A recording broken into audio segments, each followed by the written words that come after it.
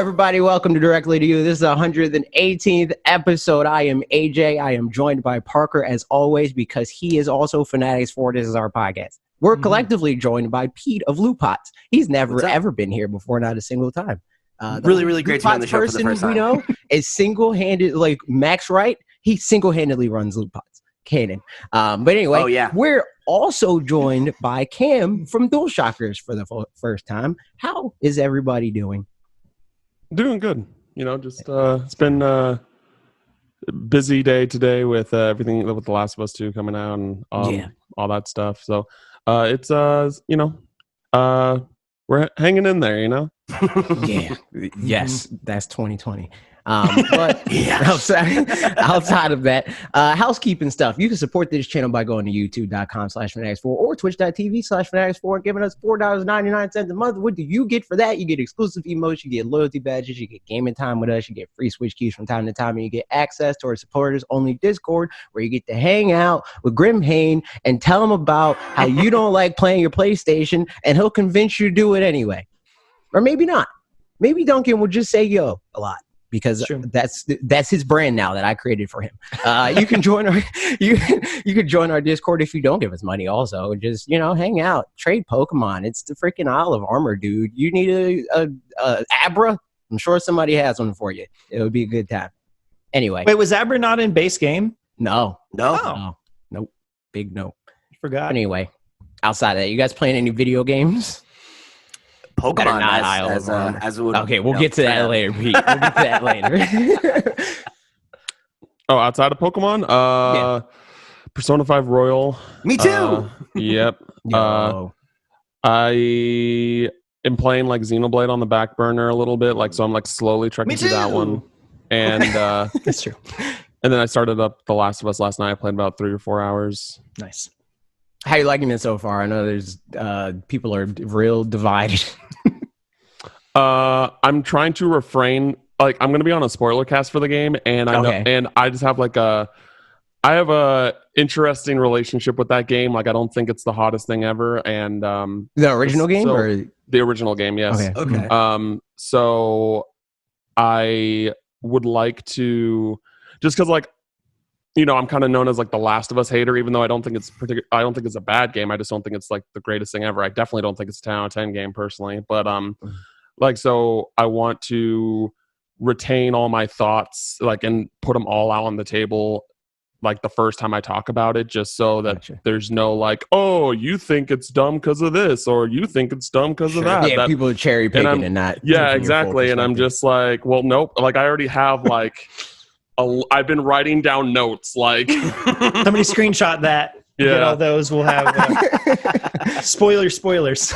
Exactly. So I want to just lay all my thoughts down on the table the first time I talk about it, and then just so that there's a place where someone can just immediately go to if they want to hear what I have to say. So yeah, that's smart. Honestly, last week I was talking about Xenoblade Chronicles because I was playing that, and I was I'm enjoying it. It's not. I still think I do prefer the second more than the first, but I hit a point in the story over this last week where it went from okay, the story's all right, it's kind of generic, to okay, I see what you're doing now. I get it and I like it. That's what I've heard about the first game. I haven't played the first game either, but I played the second game. And before Tokyo Mirage Sessions came to Switch, that was my favorite Switch game. But when it at least comes to combat, I can definitely say that I prefer Xenoblade 2's combat more than the first game.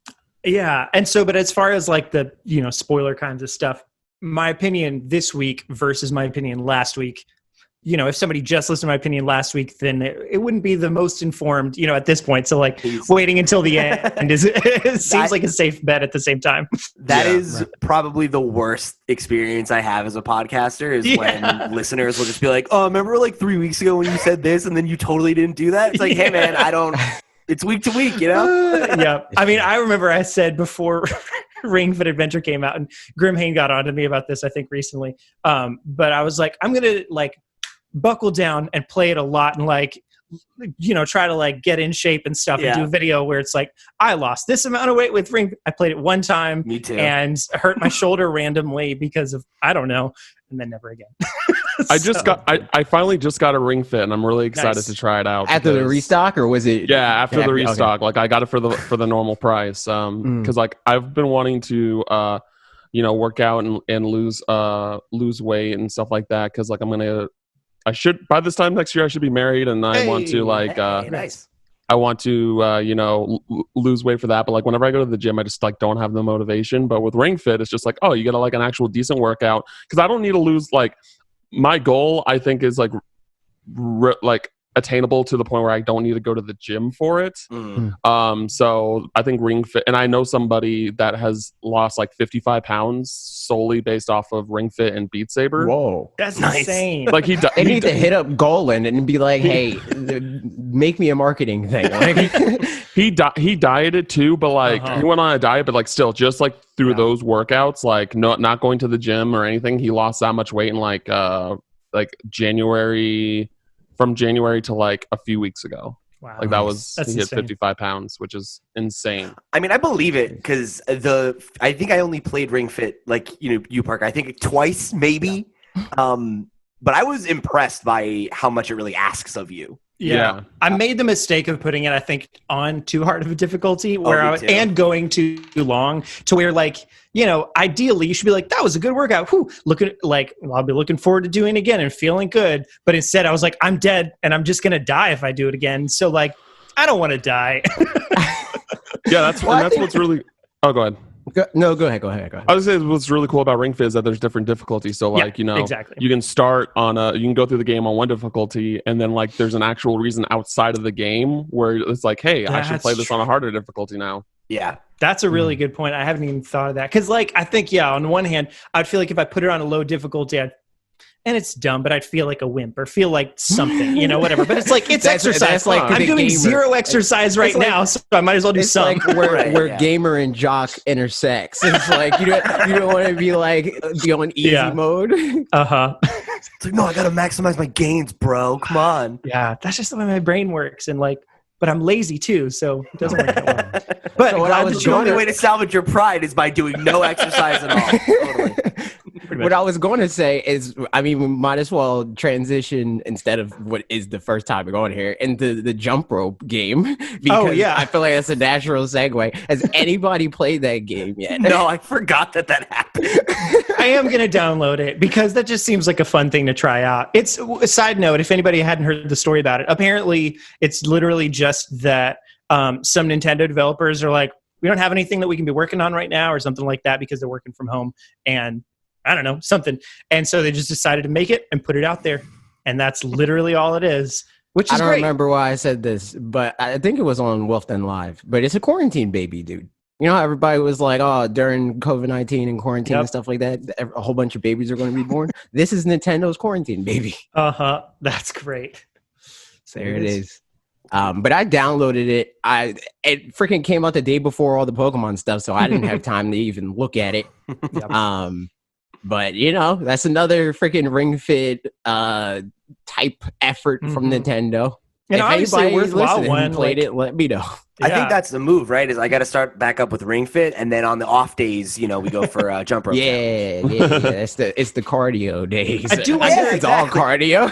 Do you think it's the Ring Fit team, like the people that worked on it are probably the ones from Ring Fit that are like? I mean, if this sounds like it's like super skeleton team, like 5 people. Yeah, because like I would like to think that. Especially with Nintendo Nintendo obviously has noticed like how well Ring Fit is selling. Yeah. That like I think that they're going to continue supporting that game for hopefully at least another year, and then hopefully release a new Ring Fit adventure or something like that. Because Ring Fit Adventure Plus or something. I do wonder if they would do it as like DLC for the because they're doing free content, or they that's true. Yeah, they have free updates, and they had like the rhythm game with the ring that came out. That was announced during their last direct, I think. So yeah, I really hope that they continue supporting the game, because then give me more reason to like play the game and get in shape. Especially since you just got it. Yeah. I just got it. I haven't even I've opened the box and like all that stuff, but I haven't actually played the game yet. I'm smelled the ring, obviously. Yeah. It's pretty standard stuff. Yeah, and I'm planning to play the game once I'm done with The Last of Us. Like I'm gonna start like every morning, just get up and do 30 minutes of Ring Fit or something like that, and hope that progress shows. Hopefully, The Last of Us isn't as depressing as people make it sound like it is, because then you won't even want to do that. You're just going to be like, oh, life is pain, everything dies. Or you'll be like totally ready for it because you're like, I need to get these endorphins flowing again. Alternatively, you'll be even more ready because like now when the zombie apocalypse really comes, I'm gonna murder some zombies so easy. It's true. I want to get my cardio and ready to go here. It's true. But, yep. Nice. Anybody playing anything other than the Pokemon DLC? I mean, I'm playing Xenoblade. There you go. Xenoblade. Switch. I mean, I'm not particularly like playing it, like putting my whole focus on them, but I finally started up Luigi's Mansion 3. Oh my god! I'm playing so far. It's cool. I'm playing it with my fiance because that game has co-op, and then I started Mario Odyssey a few weeks back. But like, still, but is this again, your first time playing it? Yeah, I'm jealous. Like I love Nintendo, but like Switch games are kind of just like on my back burner for the most part. Unless it's something that I really am looking forward to, like Tokyo Mirage Sessions. I was like, yes, like because I played that on the Wii U. That's like one of my favorite JRPGs. I love that game. Normally JRPGs like will like get me to go on Switch. Like I played, I didn't finish. I still never ended up finishing Fire Emblem, but I played a good chunk of it. I know I'll get back to it for sure. Good. What house were you? Golden Deers? Yeah. What's up? Oh boy. Dude, like Claude, are you kidding me? Claude is so good. I didn't trust him. You didn't trust him? I didn't trust him. He said something. I forgot what he said, but I was like, oh no, I don't like that. He's got a little bit of Loki energy, until you realize that he's like, oh, it's the Loki, like towards the end, where it's like good. And it was ironic because I ended up going with Edelgard. She didn't give off that energy. She's the worst one. Exactly. That's what I said. That's what I said. It's ironic, but she didn't give off that energy. I wasn't like, oh man, like I'm mad that I have to play the game twice to get the true ending or whatever. Because those games are just like I love Fire Emblem. Like it's probably my favorite Nintendo franchise after Pokemon. But like Fire Emblem Awakening is a top 10 game for me. I think that game's a masterpiece. But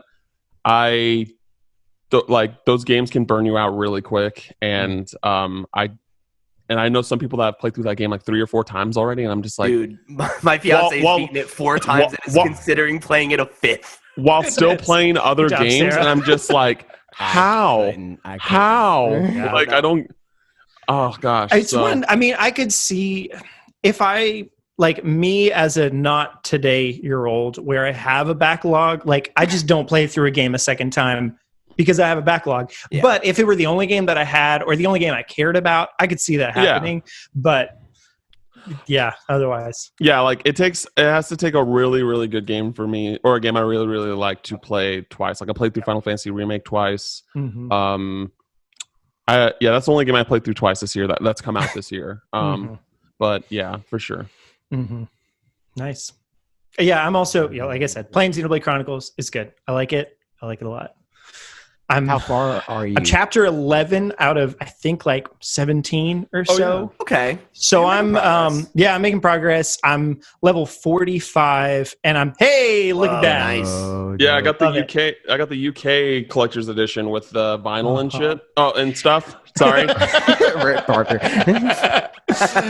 No worries. I'm glad it wasn't me this time. Yeah, so like no, because when it was announced, I saw the vinyl and I was just like, I need that in my life, and I have a friend in the UK that was able to hook me up and get it to me. So, and also came with the steelbook, but the steelbook is in the other room. So yeah, our friend Max unboxed his on here. Oh, nice. Yeah. Dude, I am so salty that they get all the good deluxe editions. I know. It's because Nintendo wants to win their heart, PlayStation is like dominates over there. Yeah, Nintendo's like, please love us. Here's cool things. Like, we're sorry we ignored Europe for the last 20 years. Here, take this cool collector's edition. Yeah, I had Steve, my co-host on the podcast, send me the Link's Awakening one, and it was like, And it was Can you have awesome. like 3 copies of that game or some nonsense? I have 2, yeah. Oh Because my I God. bought it so I can play it at launch because it showed up like 2 weeks late. And I was like, I'm not gonna wait for my second copy. Come on. There it is. Yeah, So so I was gonna say, like, Link's Awakening is like the one big like first party title that I feel like I'm missing that has a collector's edition that I want, and you can actually still get it for a pretty fair price, like probably around $120 on. That's not so bad on eBay. So, because I have like all the other steelbooks that have come out for Nintendo first party. So I'm at this point now where I'm just like, I have to get all of them now. I'm too far deep. Yeah, now it's like, all right, there has to be synergy here. Everything has to be steelbook or nothing. Yeah, exactly. Like I literally bought Let's Go Eevee when they did the Best Buy promotion, so I could get the steelbook. And then I sold the other Let's Go Eevee to my friend because I was like, I want this steelbook. That's really funny. So speaking of Pokemon, it's true. Pokemon Sword and Shield, y'all. DLC came out. Thoughts and Did you impressions? beat it yet, Pete? No. I beat it yesterday. It's not that long. It's like maybe 6 hours. I'm thinking I'll probably commit to beating it. So here's the thing though, right? I was thinking I would commit to beating it over the weekend, but Last of Us is here, so I think I'm gonna just keep playing it the way I have been, where like after we did our stream, I think I played it for like another maybe like 2 hours and actually did, the story content. But also spent a little bit more time just exploring the rest of the island that I hadn't seen. But I'm legit just taking my time with it because I know it's not that long. And now that I'm juggling it between Persona and then The Last of Us, it's like I'm happy to take it half hour to an hour at a time, Yeah. I mean, I think that's enough time to like actually make damage to how your progress, because it's like that's enough time to do one thing, right? And that there's not that many things. It's like, okay, you start the thing and then Mustard is like, hey, do this. That'd probably take you a half hour. Do the next thing. All right, one more thing, and then after that there's like 4 more things to do. So it's like you'll I am probably just be at done. the point now You'll where I probably have be to done really by like next week regardless. Yeah, for sure. I think even if I just keep chipping away at it, I'll definitely be done by that point. Because I'm like motivated to play it. I think it's just like it's brand new and I want to see it has worn off. So now it's like, all right, cool. Like I'm good to take it at my pace, and I'll probably stream it again this week. It'll turn into another podcast. Yeah. Go check out twitch.tv/LootPots, the archive of the stream we did. It'll be from last Wednesday now when you're listening to this. And so AJ, you've already been, because you were on I've podcast yesterday, I've been right? talking about Pokemon nonstop since this freaking Pokemon. We Presents literally, has I was gonna say, we argued about it for like 2 hours on stream. Then you came on the show the next day, and we had another hour-long discussion. And now here we are for. It's even beyond that, because we talked about it, and then immediately after that, I went on Wolf Den Live, and I forgot. It's been nonstop. Yeah. So I'll chime in and say I haven't gotten the Pokemon DLC because I'm playing other stuff, and I might get it down the road. But like also I played, so when I played Sword and Shield, I beat all the story stuff, but then kind of fell off, kind of because of backlog things and like other games that I wanted to play. Yeah. But I don't know. So like from the outside looking in, as far as Pokemon stuff goes, I'd be curious on you guys' impressions of some bits of it and stuff. Does it feel like, or it seems like it's outside of the story part, which isn't super long, obviously, from what it sounds like, the rest of the gameplay is more wild area, but better? Is that pretty safe to say? Yeah. And like more additions to like competitive, where it's like, hey, you want to make your team better? You can make them Gigantamax now, and you can go to this lady that'll clear your EV, so it can be easier to like train competitive Pokemon. Yeah. There's a lot of stuff like that. It's like end game, how that's usually like, all right, now it's time to make your team serious. It sucks right now. It'll be great after this sort of thing. So I would say, for people like you, definitely don't buy it yet. Definitely wait until the second part. And I think the thing that's worth calling out in my mind is, I think even if you're not into competitive, if you're someone who likes the whole, like, I'm going to complete the Pokedex, or like you were having fun with raiding and stuff like that, like that is, there's a lot of new stuff to do there. because there's a ton of new Pokemon added, obviously. And I think while you're correct to say that the bulk of the other content is, it's a new wild area, it's also much bigger and much better developed. Like I think you said it on the podcast that it was like it's about 2.25 like all together. Yeah, it's like a little more than double the wild area all told. Right. And within that, there's a lot more biodiversity than there is in the regular wild area. Like each section of it feels significantly different in style and feel. And because of that, you see very different Pokemon in each section. And it feels a lot less like in the regular wild area where there's kind of like, okay, there's the first spot, there's the second spot, there's the third spot, and then there's the fourth spot. Yeah, it's like this is Grasslands Area 1. And this is Grasslands Area 2, but it's snowing. You know, like that's the original wild area. Whereas like now it's more like the Zelda dungeon thing where it's like there's a forest, the volcano side, you know, like that part. And there's like a forest, there's like 2 different sets of caves, there's, you know, there's a desert. And there's like a big ocean area that has all these little islands that you can explore, and Sharpedo chases you down, and like it's there's terrifying. It's the most horrifying thing I've seen in this game. He freaking wants to kill you with everything in him. If he catches you or whatever, I can't remember if like Pokemon are chasing you and catch you. They don't get any kind of like advantage or whatever. No, I wish they did though. Because that would be cool. That'd be crazy. Yeah, I wish that worked that way. Like where they get like an opportunity attack. Because I was like that, and like I don't know. I played the demo for Bravely Default, and there's other games. Well, I guess even like Chronicles or whatever. Yeah, where like if you sneak up on them and you do something, then like. You get Paper Mario's like that too. Well, look at that. All these games. So, well, who knows if it's going to be like that now? But I think for me, the big differentiator is that like I think the wild area in the first in the main game, right, feels like okay, cool. This is a great step forward, and it feels like a idea that we've been building towards that we want to see, and you're excited by the promise of it. Whereas this feels way more like this feels lived in, you know, and it feels a lot less just like a big flat space that as soon as you go online, there's just a million kids on bikes and it goes to 15 frames per second, you know? Like it feels way closer to what I think we wanted out of the wild area, you know? Yeah. Cam, have you been playing it at all? No, I was going to wait until Crown of Tundra came out, and then I was just going to knock them both out at the same time. I just think it just makes more sense to me that way. And I'm like, you know, my relationship with Pokemon is like not the same as it once was. Like Pokemon Crystal is like the reason why I play video games. It's my second favorite game of all time to this day. Nice. But like, you know, it's just not the same for me anymore. And like, I'll always pick up the new entries. Like I got Pokemon Sword and Shield, and I played through Shield, and I honestly think it's probably my favorite generation since Hoenn.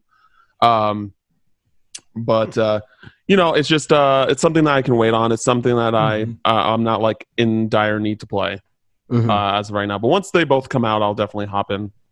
Especially since I mean you can't pay for them separately or anything anyway. So like you might as well pay for them and then play them both at the same time. Yeah, I feel you. And there's like a chance that during the time between the 2 expansions, it will go on sale, or like for a small discount. And I'll just be like, okay, that's a good time to pick it up. So yeah, or like heck, you could probably save up coins, right? You know, just from whatever else you're getting off in coins. Yeah, just from drive-throughs around town. Just save them up. Are you guys primarily like digital adopters, or do you get your games physically normally? So when I first got my Switch, I was gonna probably be mostly physical just because I have Amazon Prime and it was cheaper and all that stuff. But then I became one of the Nintendo brand ambassadors, and they just send games however they want to send them. And more often than not, it's digital. So I was like, all right, I'm just getting all digital games because I don't want it to be like all over the place. Like I want it to be uniform. If I'm going to have the convenience factor, then that's what I'm doubling down on because I don't have to worry about the price anymore. So yeah, so with me, if it's like when it comes to PlayStation and Xbox, if it's a game that like I really care about or it has like a really cool collector's edition, then I'll buy it physically. Normally I'll buy digitally. But with Switch, I normally try, if it's like a non-indie title, I normally try and try and get it physically because just especially first party games, because Nintendo's just like we're so bad about like backwards compatibility and things like that. Sure. That like I think Switch the next console, whatever Nintendo makes, is definitely going to you're definitely going to be able to play your Switch games on there. I think it's going to be like some sort of like up like Switch 2 or something like that, you know. Nvidia's making it sound like that. They're like, we're in it for 10 years at least. Yeah. So just like in the future, I'm just worried like down the line where it's like I want to play these games, and it's just it would be so hard to get access to unless you had a physical copy.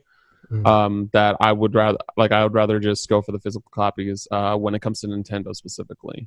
Yeah, that was pretty much me for a while too, and then more and more recently. Well, I guess it's a multitude of things, but yeah, mostly first party games I'd buy physically, and then otherwise I'd get digitally.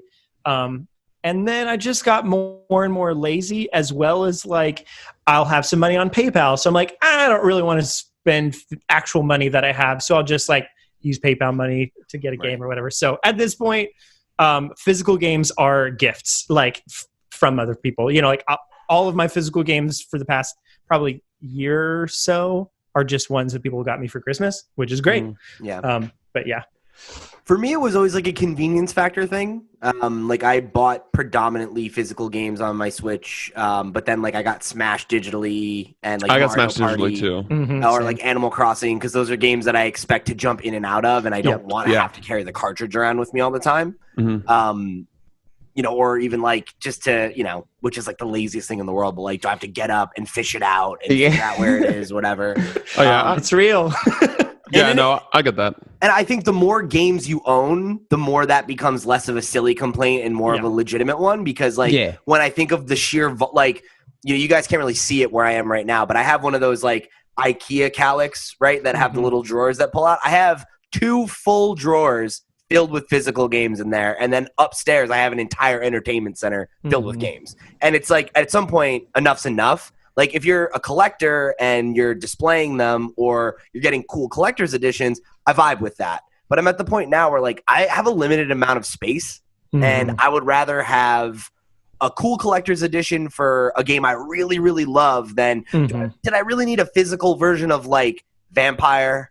Did I really need a version of, like... Yeah, no. You know, those, yeah. See, my thing is, because I'm currently, like, trying to... build a DS and 3DS collection, and just knowing that like there's a bunch of like Atlas games, right, that are on the 3DS, and they're really expensive when it comes to the physical copies, but not on digital. But I know that someday down the line the 3DS shop is going to close, and if you don't have it downloaded on your system, you're like, even if you bought it, doesn't matter, it's gone forever. So like I'm just thinking about that with Switch being such a hot console. Like that's like, yes, it's not an issue now, but like 10 years down the line it might be, and I just don't want to mess with that where like we're gonna, you know, Super Mario Odyssey is gonna be like $120 to get a copy of, and things like that. So I just like I'm trying to pick up like as many physical games for Switch as I can. Like indie games again are different because they're cheaper and like they're always going to be that price. Like you know, but I actually just like I just kind of went on a splurge because since March, like the end of March, my fiance's been waiting on her unemployment benefits to kick in, and she finally got approved. So like, you know, we're planning on getting her a Switch, and like, she wants to get Animal Crossing because I'm not a big Animal Crossing person. But then like this week I picked up like, the one's already come in. I got the new Super Mario Bros. Deluxe, Dragon Quest, Astral Chain, Marvel Ultimate Alliance 3, like basically all of the Switch games like that I need, except for like Splatoon 2, which I still need, and Link's Awakening. I have everything. Like I just bought everything. So I just, because they have that deal at Target right now, it's like buy 2 get 1. And then also, and I finally picked up Mario Kart 8. Like I never got Mario Kart 8 with my Switch. So so I just got like a bunch of Switch games just to be like, okay, I have all these games that I don't think are going to come to another console, you know. I don't think Astral Chain's going anywhere, and Dragon Quest 11 I don't think it's going to go anywhere. So I'm just like, okay, cool, pick up these games and have them. So that's why I'm been collecting physical Nintendo just through my experience of already like going on eBay trying to find these prices for these old DS games, and it's like $100 for like a pre-owned copy, and I'm just like, It's funny because I think I'm at the point now where I'm just like taking the gamble on what you said, where it's like all your games are going to move forward with you from now on, and I'm just like hoping that that's true.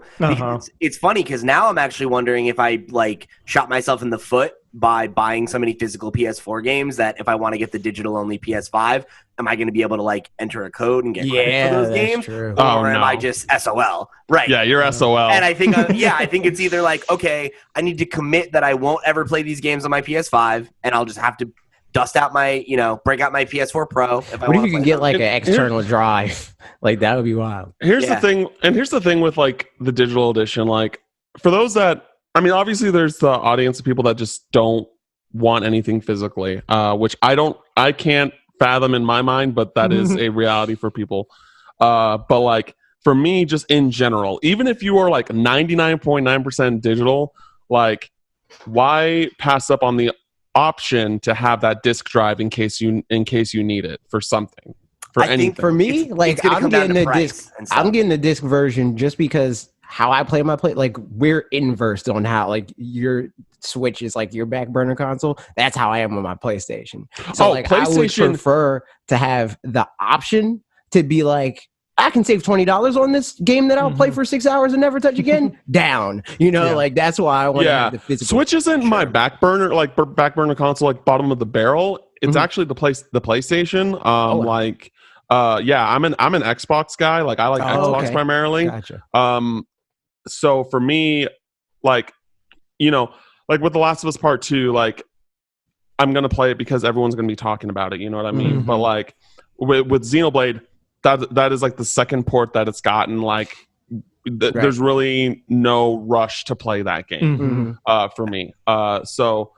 But now, so that's why I'm kind of but yeah, PlayStation's just kind of like my exclusive machine. Like I have it for my Persona, I have it for that's how I am with parties. All of my consoles, honestly, well, except for Switch. Like pretty much everything is like, oh, exclusive's coming out on this, dope. I'll play it for a week and then I'm done. Whatever.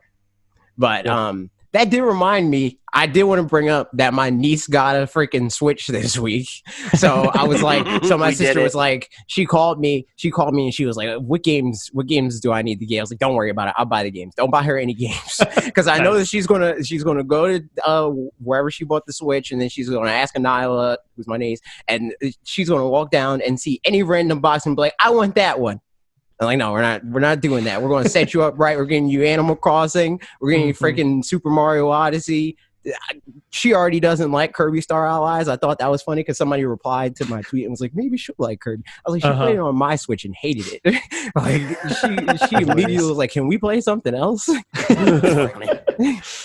But yeah, that's my extent of physical game purchasing is for her because I know that eventually she's going to want to trade him in or do whatever she's going to want to do. So sure. Yeah. I mean, eventually she will, but also, I mean, eventually we're going to get Pokemon Snap come out and let's talk about it. True. You know what I'm saying? Yes, let's go. You know what I'm talking about? Segways.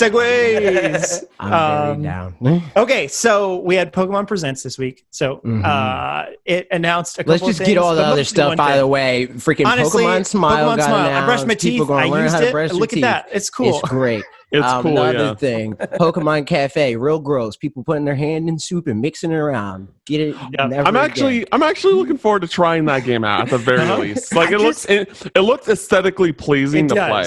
I'll agree with that. I liked the art style, but like the whole, and I like puzzle games fine, but the whole like swirling thing, I was like, that doesn't look like it's like, how much strategy is there to that? It doesn't feel like a puzzle. It feels like a thing of like, I didn't mix it enough. All right, let me mix it a little bit more. Okay, let me mix it a little bit more. All right, there. Yeah, you can preload it. You can preload it already, and then it's estimated to release. It says estimated date. It doesn't even say like actual release date, but estimated release date of the 23rd, so Tuesday next week. Okay.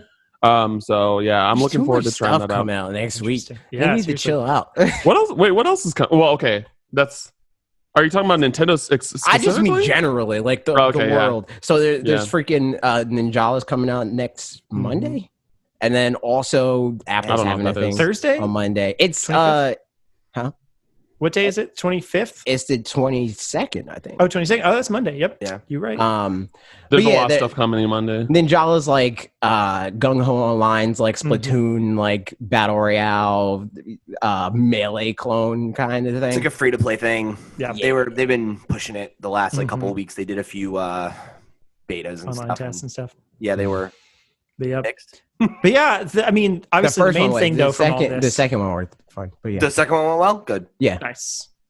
So yeah, those things. There were some like Pokemon Go things. A little bit more about Sword and Shield they DLC. baited We already, everybody. Yeah. They said Mega Evolutions. Here it is. Everybody back. wanted it. It's in Pokemon Go though. but then new Pokemon Snap happens. Yep. Let's It go. got announced, and okay, so I knew obviously AJ was going to make a video about this. I'm probably going to make a video about it as well next week. But Cam's exact reactions and thoughts on it follow mine. I mean, you guys do as well. But the fact that like Cam, you and I are both kind of like, I used to love like live and breathe Pokemon or whatever. But then like now, like I still care about it. I played Pokemon Sword and Shield, but like I'm colder on it than I used to be or whatever. But then Pokemon Snap, like, Just I think there's a warmed lot right of back up. people. Yeah, there's a lot of people in that kind of camp of various, whatever, that are really excited about Pokemon Snap. And I wonder if that's like Yes. curious to people that are like, I thought you didn't even like Pokemon that much anymore. You know? No, I totally get it. I just watching Cam's face light up of just like, yes, that is Yes. exactly how I feel. Yeah, No, I totally get it, man. yeah, I think that it's like Pokemon Snap embraces the world of Pokemon more Yes. than the 100%. mainline games do. The mainline games are like they're math. They're like even the story is pretty much it's like imagine that you're in this thing. It doesn't really look like it, it doesn't feel like it, but you're in the same world Do that's the in work the for anime us. and all that, But in Pokemon Snap, it's like, nah, you're gonna see the crazy stuff that you see in all the other iterations of this world. Mhm. I think it's also nostalgia fuel, right? That Like too, yeah. that's the thing is like the last Pokemon Snap came out in 1999, and it's a game that if you are a person who has any, I think, level of affinity for Pokemon and you do some level of punditry like we do, you've been like, why don't they make a Pokemon Snap? Why didn't they put that out on Wii U? Wii Except for U. Bob. Except for Bob. Exactly. Bob was like, I don't know why they're making Pokemon Snap. Why would they make this game? And then everybody was like, what? Like, what are you talking about? And that's the Yeah, I thing. know. It's one of those things that like I think a lot of people, if you're not someone like me and AJ who are in on the competitive and have like found a reason to stay with Pokemon, your connection to it is based on nostalgia. Yeah. So like, of course you're going to be hyped Or about just this like, thing yeah, that you remember being like, when I was 7 years old, that was the best game I ever played. Like, yeah. yeah. I think it's nostalgia / also just like what AJ said of the world and experiencing it as it should be. Caring about the world with the world with as opposed to like you. because like this is the thing that made me think of too is I mean because there's so many like scripted events or whatever, but that's something that's super fun to see different Pokemon interact with different Pokemon in the same way that like in Detective Pikachu was just fun to see. And honestly, like even in Breath of the Wild, like there was some of that where you'd see a Moblin pick up a Bokoblin and just like swing it around and hit people. Like it's a scripted event by a game design standpoint, but it's just really exciting to see that and be like, that's totally what Pikachu would do, like, or it's whatever. not like as directly scripted. Uh-huh. It's living. this then. Yes, exactly. Rather And it than, feels like, great. This. Like, yeah, of course, Slowbro, if you bring him over here, is going to dip his tail in the water. I mean, Slowpoke, and then turn into a Slowbro. Like, that's just going to happen. But like the first time you discover those they're things, missing it's like incredible. Oh, Yeah, it's exactly. fantastic. Yes. They're missing those moments where the freaking sprinkler goes off and weakens Brock's Onyx, and then Ash is like, "Oh shoot, I can electrify him now." Like that. That's not in the mainline games, but it's in games like Pokemon. Exactly. Yeah. And again, I don't think it can be understated how much absence makes the heart grow fonder. Like it's been over 20 years since we got this game, whereas like and they know mainline Pokemon games come out all the time. Like even if you're in on it, it's like, all right, another one, cool. Like just had one last year, great. Yeah. Yeah, and Like- they opened the whole thing up with like it's the Pikachu. You knew the level, The from shot beginning. from the They first walked level. up with the Appleberry thing, and it, like Pikachu just that whole thing. It's like, oh my god, it's like I'm playing the level in my head. Yeah. Or like they had the shot with the Squirtle on the Lapras's back, and I was like, Uh-huh. oh my Mhm. god, yes, Mhm. let's go, man. Yeah. Take me back. Yeah, I'm looking forward to it a lot. My friend who like he loves Pokemon so much that it makes me look like I hate Pokemon. Like he like Pokemon Snap is like his favorite Pokemon game, period. And he doesn't like he's not as much into the video game news as I am. Mhm. Obviously being in the industry, but like even before I was in the industry, like I followed news much more than he did. Yeah. And I called him and told him like that Pokemon Snap 2 was happening, and he was completely in denial. He was like, Oh yeah, I He read was- your tweet about yeah, that. he was like, he was shaking. He was like, he said he was on the verge of tears. He said like and then like I saw him later that day, and he was just like, yes, I did cry. Like I actually cried watching the trailer, and I was so happy for him, man. It was great. Yeah, I'm excited, and I actually literally in like 2 minutes, there's an editorial that I wrote about how I hope that this is like a sign that the Pokemon Company will bring back other dormant spin-offs. Yeah, like like Pokemon y'all, I need Stadium. Pokemon Pinball 3. Yes! Need Yes, Pokemon damn Pinball it. 3. Like that is my favorite Pokemon Uh-huh. spinoff personally. And I need it. It's the definitive way to play pinball. Give it to me. Like we can get a Pokemon Stadium 3. We can get a new like Pokemon Ranger. like- Somebody asked about yeah. Pokemon Ranger on Wolf Den Uh-huh. Live, and Bob was like, "No." a new non like mainline or Let's Go Pokemon Adventure like Coliseum or XD Gale of Darkness. Like Mhm.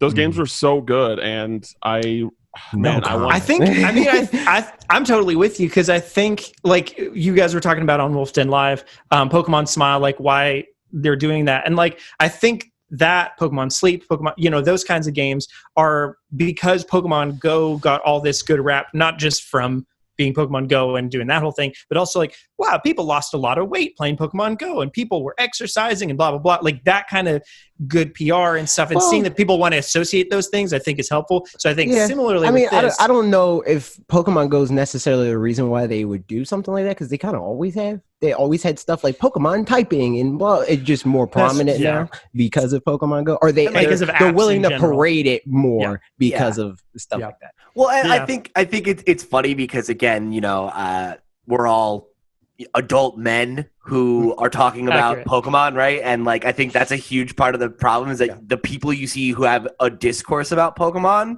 are a percentage of the audience, where like Right. Mhm.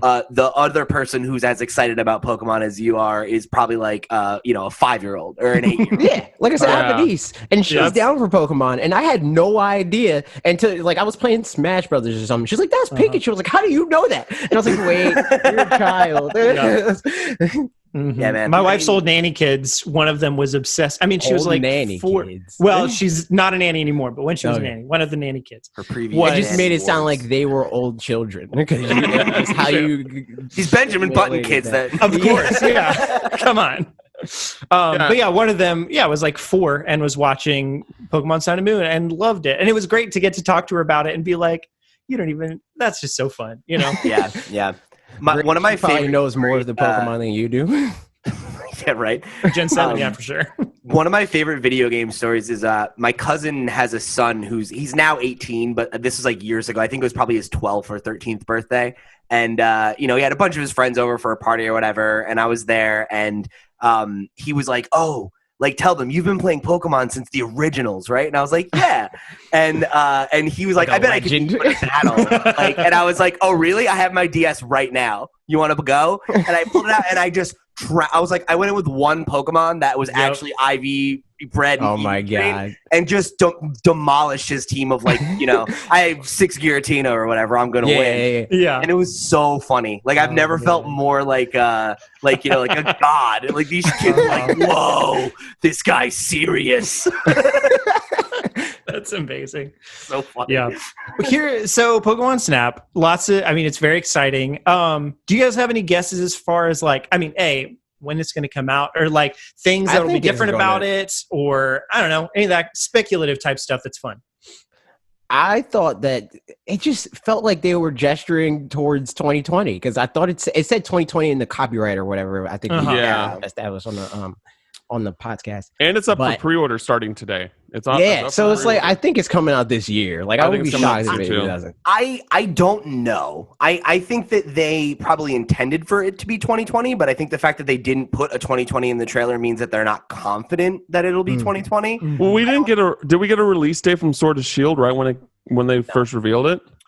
No, but they revealed it with a longer window between the reveal and the release, I think. Because it was like February. Yeah, I mean, that's fair, but also, like, I think they have to with a new generation of Pokemon. With Pokemon Snap, it's like, you take pictures of Pokemon and they're cute. Like, and I think that's fair. Like, if they came out in another, like, 2-3 months and they show us, like, a trailer that's fuller and they're like, oh, it's out in September, right? I wouldn't necessarily be surprised by that. I just don't think Pokemon Snap needs that kind of lead up because like Pokemon Sword and Shield needed a lead up to be like, this is what this game is, this is why you should care that it's on console, and these are the new moves and the new Pokemon and all that crap. Pokemon Snap is Pokemon Snap. And it'll sell on that alone. Like straight up, if they said like, hey, Pokemon Snap is here and it's out now, like it would still sell like hotcakes. Like, you know what I mean? Absolutely. 100%. Yeah, definitely. So it probably would have sold more. If they would have said it's out now, it probably would have had like the freaking Beyonce effect when she randomly dropped an album or whatever. The fun thing about Pokemon Snap to me too is going to be just the fun social media side of it, where like, I mean, we're all sharing our pictures and stuff. Yeah, well, sharing our pictures and then also figuring out, because like, maybe people can like data mine it and find what all the interactions are that make Pokemon appear. I don't know. Probably they will, and that kind of sucks. But it would be great if we just found those out organically. I think you would probably have to like follow the like very specific people for that, because like even with Sword and Shield, I'm still finding stuff like even outside of the DLC of like what Pokemon can just be in Pokemon Camp and start fighting.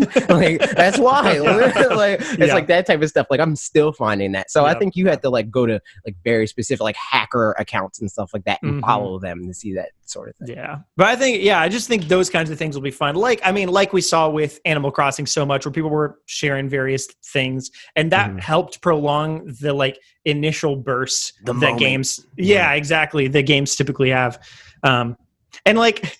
I listened to the beginning part of the Wolf Den Live that you were on, AJ, and which one?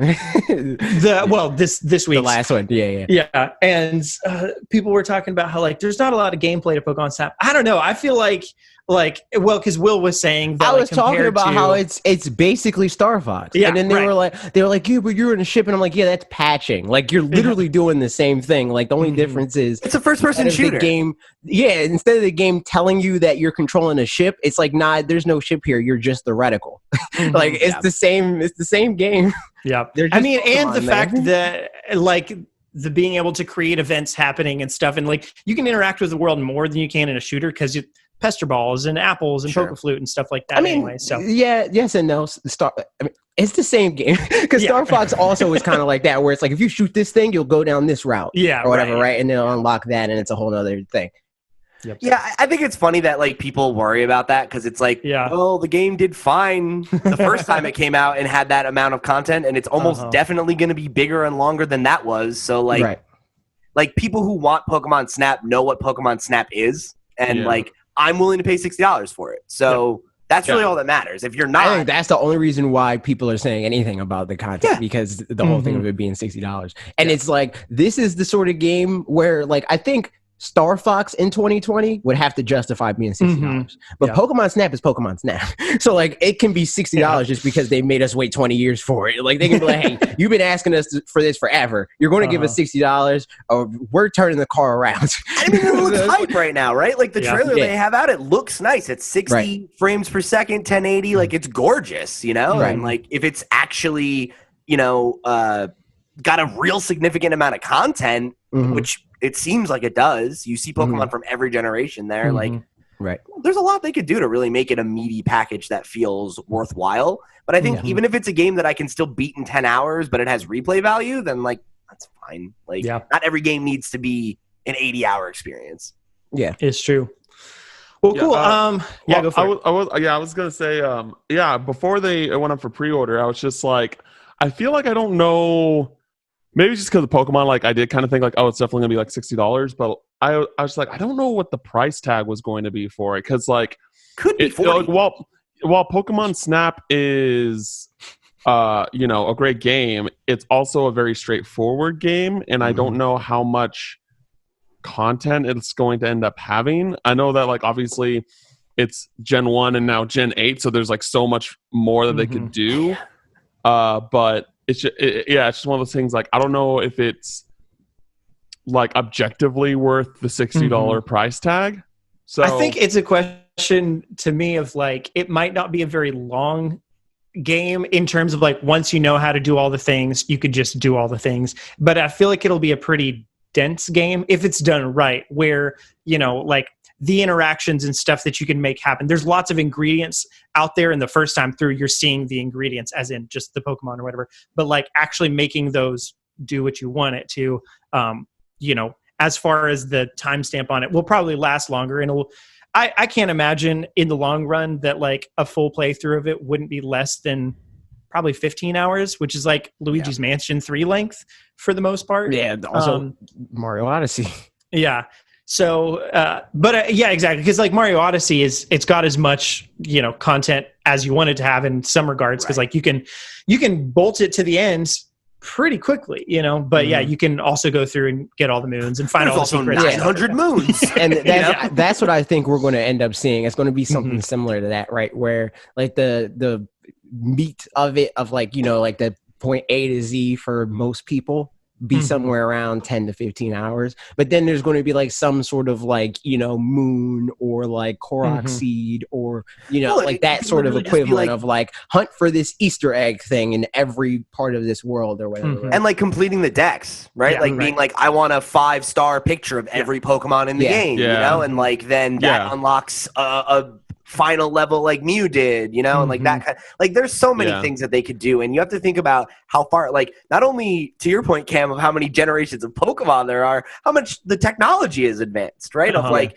how limited the amount of scripted events they could have in any given level was on the N64 versus now, where you could make it, you could have every level have 10 branching paths, and like that. I think it's also like the developers behind it too, because like even now I don't feel like Game Freak's development chops on a technical level are up there with Bandai Namco. But Bandai Namco is Bandai Namco, so like they're going to be able to do more stuff that's like technically impressive versus what Game Freak.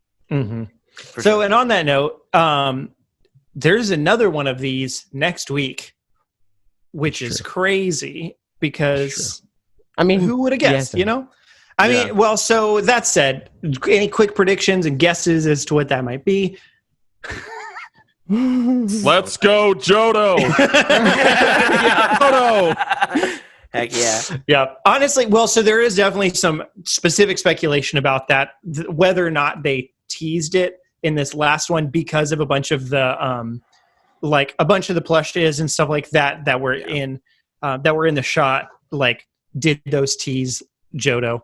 Yeah. Well, another thing to put into perspective here is, which I think both helps and doesn't help the Let's Go Johto argument, is that this year is the 20th anniversary of Johto, which is why could be a reason why the Johto Pokemon were in the background. Right. But another thing that goes for Let's Go Johto is that Heart Gold Soul Silver came out on the 10th anniversary. So it's 10 years, another 10 years later, we bringing back the best generation of Pokemon. Heck yeah. I think that's a solid guess. We were talking about this, AJ and I, on the podcast yesterday, and AJ made the point of like, that seems too safe. Like, and that doesn't seem like a big enough for the whole like secret project, the way that they phrased it. So it sounds like, to me, it seems like something that could happen, but it just doesn't seem like it would be the thing in the next announcement. So it almost feels like they announced their announcement before they did it. And like, if they're going to do that, then they might as well do it in one presentation. So my thought is, I think a Let's Go Johto makes a lot of sense. I think obviously a Gen 4 remake is something that everybody's been pointing to, and I made the point on a few shows recently where like the gimmick of Gen 4 was also evolutions of previously established lines, which is a gimmick that also came back this generation. So I think that there seems to be some clues that is coming at some point, whether or not that's the announcement. I am kind of leaning towards the idea that it's another announcement on the level of Pokemon Snap, where it's something that we're not expecting. And maybe that is like something you called out earlier, Cam, of like maybe we're going to bring back another thing that we haven't seen in a while, or it's another spinoff that is something that is like out of left field in a similar vein. I feel like if it was something like that, it would have been announced with new Pokemon Snap. Like I feel like it's kind of like how a better way to think about it for me is just like it's kind of like how Nintendo has started doing their directs. Like, you know, you got the indie world, which focus on indie stuff. Pokemon's kind of doing their own thing now, and then there's the Nintendo directs when you know it's like the big first party and then like third party like you know, possible exclusivities, or like, hey, this game's coming to Switch, like Breath of the Wild 2 is going to be announced. Yeah, exactly. So with something being a big announcement and knowing that all the other games that we got weren't like mainline or Let's Go series, I think it's got to be one of those two things. And I definitely don't think it's a Sinnoh remake, because I think the Sword and Shield team is working on the Sinnoh remake. We'll be working on the Sinnoh remake after the DLC. But I think that the DLC team is different than the main, and there's crossover, but like the director of the DLC they is hand back and forth. They're kind of like Call of Duty in that way, where it's like there's a team that's working on the next thing while the current thing's being worked on. And even now, like the bulk of the Sword and Shield team isn't working on Sword and Shield anymore, because like this DLC has been in the works since before Sword and Shield was even announced. So I still think that there's that, like, when it comes to these games, that there's two main teams, and that there's the mainline team and then there's the Let's Go team. And so it's kind of like how Atlas has their team set up over there. Like there was the team that was working on like Catherine Full Body, and then there was a team working on Persona 5 Royal, and then now like there's a team working, you know, the other team's like working on probably SMT, and then there's a team working on like this new IP that they've talked about. So it's like kind of, it's kind of like, yeah, I know, right? They announced that like 5 years ago. Yeah. I mean, that's what they do. Like Persona 5 was announced in like 2011, 2013. And it just like, yeah, it literally had like a winter 20 something, like early 2010s release date, and it didn't come out till 2000. I think the thing about Let's Go is, for one, it's like definitely a smaller game, and also it's like creatures make Let's Go. It's more of a hodgepodge. I was going to get to that, where it's like there's Niantic people that are working on that. There's people from Game Freak. There's people from like all different parts of their whole thing. And like, you know, like it's not going to take like the 300 or what they said, like 1,000 people that worked on like Sword and Shield as like a marketing initiative. It's not going to take 1,000 people to make Let's Go, right? Yeah, no, but I will say that, like, I think the Pokemon Company is like aware as to, and I'm not trying to sound this biasly because I think that Johto is by far the best generation, but like I think they recognize that Johto is special. Yeah. Like compared to the other generations of Pokemon, in the sense of like Heart Gold and Soul Silver is like arguably the best remake to any video game. And like it's arguably the best Pokemon game too. Yeah. No, I personally think Crystal, like the originals, I like the originals more, but like, yeah, I agree. That's 100% like a valid opinion in that sense. But I think that even if it is like Let's Go, that form, I think that they're going to go all out like they did in Heart Gold, where it's like, well, I mean, your Pokemon could follow you in Let's Go Kanto, right? And Let's Go. Okay, I never ended up finishing it. I want to though. Yeah, like, and I feel like that they're going to make so many features that will make it stand out again. That like Heart Gold and Soul Silver did, that no other Pokemon game did after that. Even like the new generations. To the point you're making too, there's a lot of systems in Gen 2, like the original Gen 2, that are things that never came back, and things that were really deep. Like how much like is tied to the date and time that you're playing and like those world events. There's a lot there that I think, you know, and not to mention that if we're going to do like a proper Let's Go Johto, we also need to totally take the Kanto map and include that as well. Right. Yeah.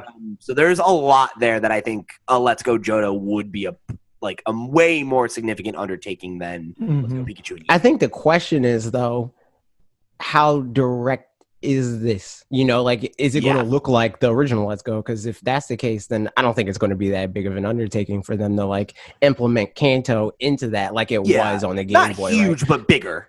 Yeah, Yeah, definitely a bigger investment.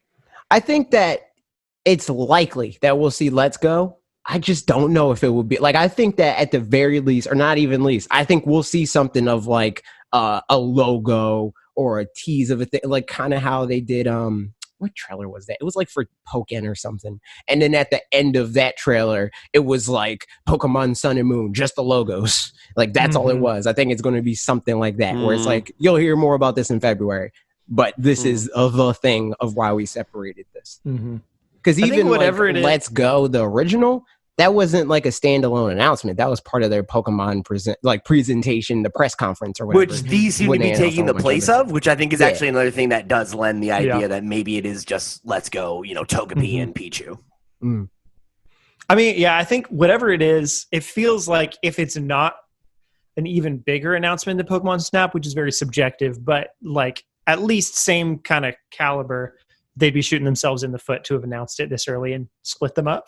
Like, you'd be better off making it a longer presentation. Yeah, I can't get a gauge of like how that will be perceived within the audience that also likes like Snap, right? Because the original Let's Go game, anyway, like appealed to like more of the, you know, like Steve, right? We were talking about on the podcast last week, where it's like you like Pokemon, fine, but like. When they separate stuff like this, kind of like what they did when they announced like Pokemon Sword and Shield and all that stuff, they're like, we'll talk more about Pokemon Sword and Shield next time, but now we're going to focus on, you know, like the Pokemon Quest and like all that crap, right? That's what this kind of feels like. So for them to like say, okay, Pokemon Snap, this is the thing. We'll get to the hardcore people that are going to be like, you know, passively angry about this later. And for them to be like, all right, we'll get to you later. Here's Let's Go, and nothing else. It would be just kind of weird. Yeah, I think that the announcement isn't going to be a big, like, a long, in-depth thing. Because even though I know that Pokemon does a lot of stuff outside of Nintendo Directs, I think that whatever this game is, it's going to be saved to be deep dive in the next Nintendo Direct. And I especially feel that way because we found out today, which we're going to talk about soon, about the ARMS presentation will not include a fighter reveal, which is because it's obviously going to be in the next Nintendo Direct. Like last year where we got both Banjo and Hero. Give us Sora, damn it. Give us Sora. I've waited too damn long. I think we're waiting on Disney on that one. I think that's a Disney, we got to confront them on that. I still like, I've had this conversation so much. I'm like, Disney's not a stupid company, and I don't see why they would say no. Like, unless Nintendo was adamant about getting the Disney characters, which would not, like, Disney would never say yes to. Yeah, right. Like, I don't see Disney would saying no to Nintendo. I think Disney and Nintendo are too much alike in the worst way possible. Yes, I think they're I think they're both very stubborn companies. So it's just like whoever's going to nudge first. But Nintendo, come on. It's fucking Disney. You lost. There you go. Another one. It's another one, Parker. I got you. There you go. I'm so sorry. I didn't even realize it. After one, it doesn't really make a difference anymore because like either I have to edit or I don't. So we're good. I'm sorry. I'm so sorry. And I can curse now then or no? I'm watching. I'll make it easy for him. I've been good. Yeah, I'm so sorry, but Disney's like a behemoth compared to Nintendo, and Nintendo's huge, you know. So I just hope that I don't know. I just hope that and then there's this whole thing with how Tetsuya Nomura like basically owns the IP. Even though Disney owns the IP, Tetsuya Nomura still has like the final say of everything that if Disney wants to do anything with Kingdom Hearts, they still have to get the okay by Nomura, apparently. It's kind of just insane like that Kingdom Hearts like even a- exists, honestly. Like, really, when you get right down to it, it's like, how did this ever happen? It's why did they approve it? Yeah, as a Kingdom Hearts connoisseur of sorts, like it's wild. Like I think that Disney just made a kind of bad like even though I love Nomura, I think they just kind of made a bad mistake when it came to the beginning relationship of Kingdom Hearts.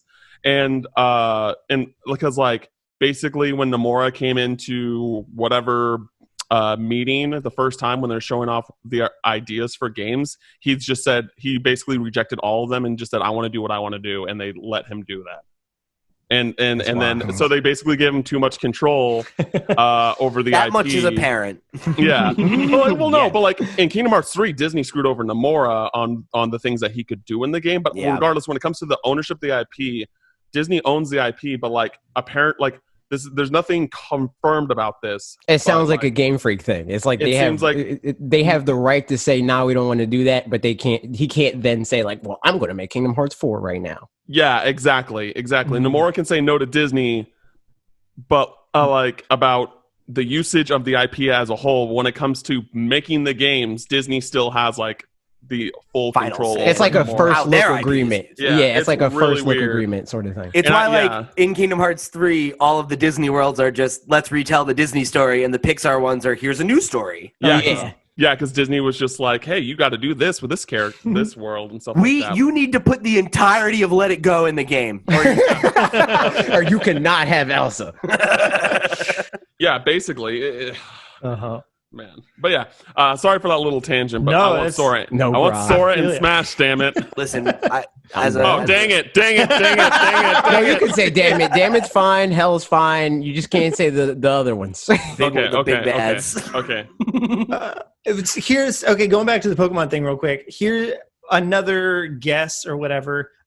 What about like it's a Pokemon Stadium 3 / it's a Pokemon fighting platform or whatever? I'd be down. I would love that. Guess, because that would be another another kind of equal to Pokemon Snap. They're like, okay, well, we're reviving Pokemon Snap. We're reviving this other franchise, just like you were just talking about, Cam. So yeah, what if Pokemon Stadium? That'd be great. I'd be more hype for that personally, especially if they're like mini games, because that's like the thing that we don't get. Give me like, okay, cool. We're gonna give you Pokemon Stadium. Here are the elements of that game. Competent AI, good mini games, and then if they want to give us like a basically like a Pokemon Showdown competitor where you could like have bank Pokemon that are actually competitively viable and learn how to play, like that would be awesome. Yeah, especially if that's like your home for Pokemon Home, where it's like this generation, we're cutting these 200 Pokemon out. I don't want to hear it. I don't care what you got to say. But you can play with them in Pokemon Stadium 3. That would be fantastic. If it was like kind of like a mixture of, well, I mean, it wouldn't really need to because now that Pokemon's in 3D. I was thinking like it would be a mixture of like Stadium and Battle Revolution where you could like bring your Pokemon to that. Because like that was the whole thing, whereas like these pixel Pokemon, now you see them on your television. Now it's like, well, but I mean, same idea of like, they don't have all the battle animations, but for this one, they're working with Bandai Namco on Pokemon Snap. They're working with this other studio and they're going to do all the animations, in that. Because that was a cool thing with Pokemon Stadium, was just it feeling more, alive or whatever. Well, and again, like I think when you think about, even back then when the games were actually more challenging, like the story mode of Pokemon Are we Stadium, just dumb kids? But but I think even if you go back and play those games, like they're not. As guilty. I played through freaking Pokemon Yellow, and it was brain-numbingly dumb. But yeah, Pokemon Stadium, I definitely, as a kid, had a harder time. I don't think I, as a kid, actually beat the final boss of the story mode or whatever. Whereas like Pokemon Stadium 2's is legitimately tough. Yeah, I think Pokemon Stadium's like a whole nother thing, but like the mainline games, I think they were. Mainline games were. I mean, because you can grind anyway, so like worst case scenario, you just level up. But I'm also not saying that they haven't always been easy. I'm saying they used to be less easy. Yeah, I don't know what I agree with that, but yeah, continue.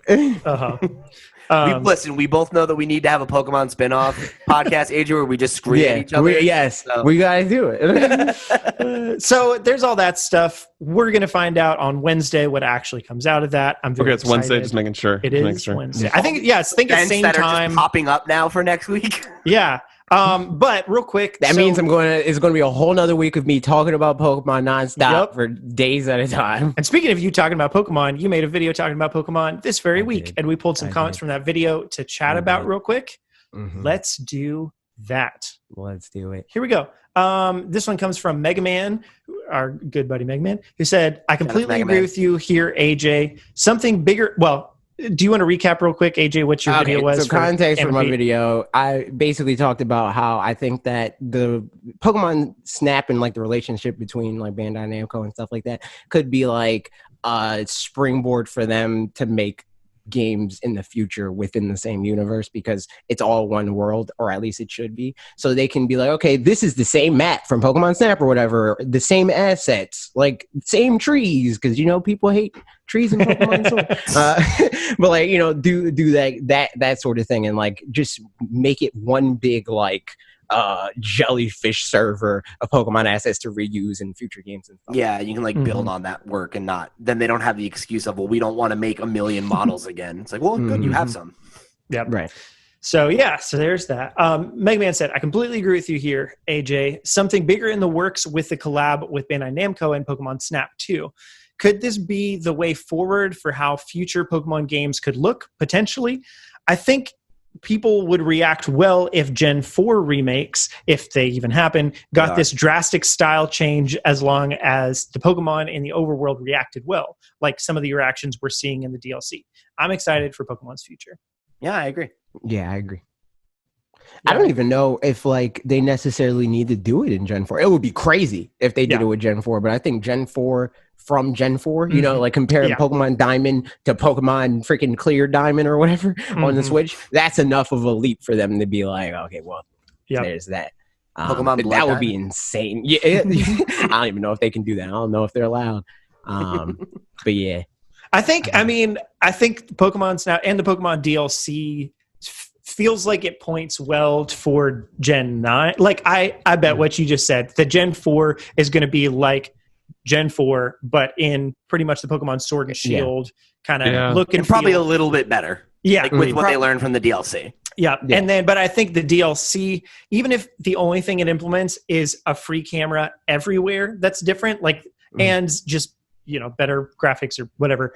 I think that would be a marked improvement that just feels like not restrictive in the same way that going through towns and routes and stuff like that feels right now. Yeah. Yeah, good stuff. Also, give me some camera controls, because geez, is that thing sensitive.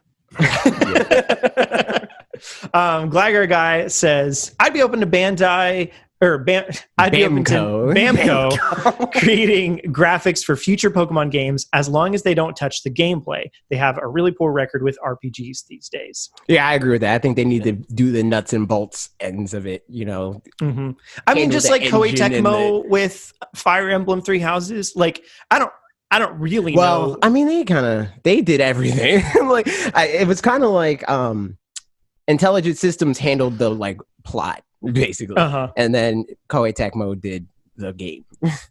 Interesting. So I would have assumed, because I guess I don't know one way or another, I would have assumed that Intelligent Systems still, like the actual game mechanics and like how the battling works. They definitely and those were like, do this. Okay, yeah, they were more, and but then Koei they Tecmo were Sakurai. Intelligent Systems was Sakurai telling Bandai, "Hey, the thing that I want."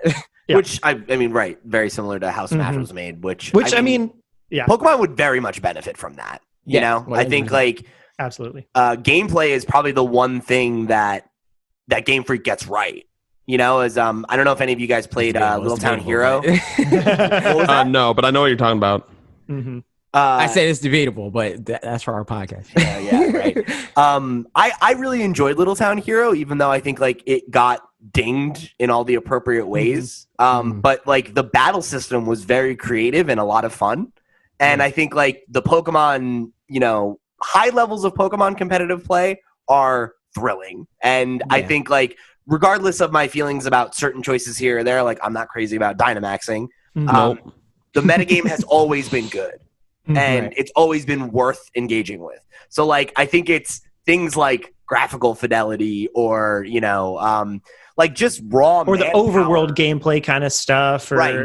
Or like cutting corners by like trimming old content. Like we're not gonna have Pokemon follow you in the overworld, or we won't have contests anymore or something like that, because at a certain point, like you need to cut corners to ship the game. Whereas if you have like a competent studio like Bandai Namco, supporting you, some of those things might be more possible. Yeah. Yeah, I agree. AJ just took something out of the thing. Whatever. It doesn't matter. Side notes, inside baseball. M567DK, which I agree with that for sure. Says, no, we see you around. How's it going? Says the following. Maybe it is best to use other companies to help improve the graphics on Pokemon games. I mean, if they have more people at least oversee the game so that it does go beyond what they originally want, that, and maybe not have an over focus on the new gimmick of the game and more focus on the storyline of the game, then maybe Pokemon can be successful again beyond the usual bottom line success. And Pokemon's still pretty successful, but otherwise, I agree. Yeah, I don't know. I mean, maybe if you mean that's a bridge too far. Yeah, it's definitely successful. It's arguably like more successful than ever, as far as like monetarily goes. But like, I think it's with you on. Let's not have a gimmick. Let's not focus on what is the new thing this time, rather than let's like actually take a look at the formula and how we can improve it. Yeah, and literally just look at Johto. Like the story, the story of Johto is so memorable. There's so many memorable events in that story, and your rival is actually your rival, not some random dude or like your neighbor. My next door neighbor. I'm your rival. I'm your rival. Like it's just ever since like Hoenn, like your rival's kind of just been like you're like a friend, and it's just like that's not a rival. It's your next door neighbor who's worse than you. Like that, and it's not even it's not even like about it how Gen 1 was, because Gen 1 it was like your rival was like somebody you grew up with, and he was like the crappy kid, and you've like, always had this back and forth. You always hated this kid, but you just moved here, and you're like, I mean, we're neighbors. I guess we don't like each other, or we do like each other. You're great. You're great, and I want you to succeed over me at every point possible. And like, I feel like with How, at least they like tried to, or not How. That's from Sun Moon, right? You're talking about Hop. Yeah, Hop. Yeah, at least with Hop, like he has an arc, and like they tried.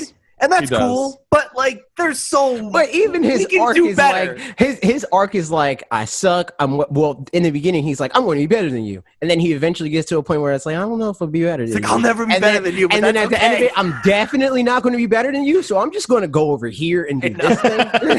Like that's his arc. Yeah, and I'm not saying it's good, but it's definitely better than like some of the supporting characters in the last few games, where it's like I don't even remember anything. Well, now I think about it, that's everybody's arc. That's even Silver's arc. When he's like, at first he's a bad guy, and no, Silver is the best rival. Don't you dare slander Silver. I'm not saying he's not. I'm just saying he has a very similar arc where at the beginning he's like this like freaking like intimidating dude of like, man, he's a bad guy. Like, this guy's a crook. He like, might be a criminal. He probably criminal. killed 3 people. Yeah, like he probably murdered freaking Professor Elm to get this Pokemon. But then at the end he like has a change of heart and he's like, I'm a good guy now. And like, so it's like But it happens throughout the story in ways that are like, I don't know, that I feel like are more compelling than Hop. I agree. I definitely agree with you. I think the execution of his arc is better. I'm just saying that the endpoint's not that different. I mean, no, but I think that matters, right? Because it's like at the end of the day, the arc with Blue even is like basically the same. I agree. I think I would also say all I'm saying is the part that I was poking fun at about Hop, it would be ironic. I mean, it would be like hypocritical of me to be like, but Silver though, like, yeah, like specifically the endpoint is what I was making fun of with Hop, and they all have the same endpoint. I think one of the things too, and I would have, it's been a while since I've played Gen 2, but to my recollection, we run into Hop, for example, just infinitely more than we ran into Silver, even Blue or whatever. Yeah. Where I feel like the fact that we run into him so often is like, why are you coming on this journey with me? Like, I don't want that. Whereas in real life, if I think about like a rival in quote unquote real life, or say it's like another YouTube channel, like they're doing good stuff, but like I don't know, that kind of a thing. Or really what's going to happen is every once in a while they'll pop back up with another video and it's like they're still doing better than me or something like that, or doing worse than me or whatever. So like it's not going to be this whole thing of like we're comparing, you know, stuff day after day. It's going to be more like check-ins or whatever. And yeah, like I feel like Hop's just there all the time. Yeah, like Silver, you fight Silver 6 times throughout the game, and like that's not a lot. You know what I mean? But I also think Hop's clock like every other every other screen. Yeah, but I also think like that they. That's just going on a tangent about Silver.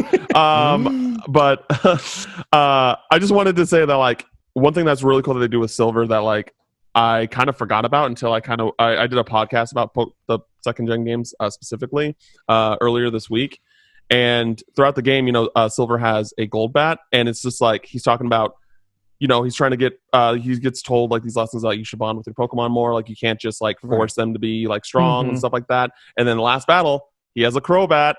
They evolve through friendship. Yeah, exactly. And I'm just like, that's like such a awesome visual thing that you just haven't seen in Pokemon, which like, fuck yeah, Silver. Anyway, it's like proper there's another one, Parker. Sorry. I'm sorry. Dude, you're good.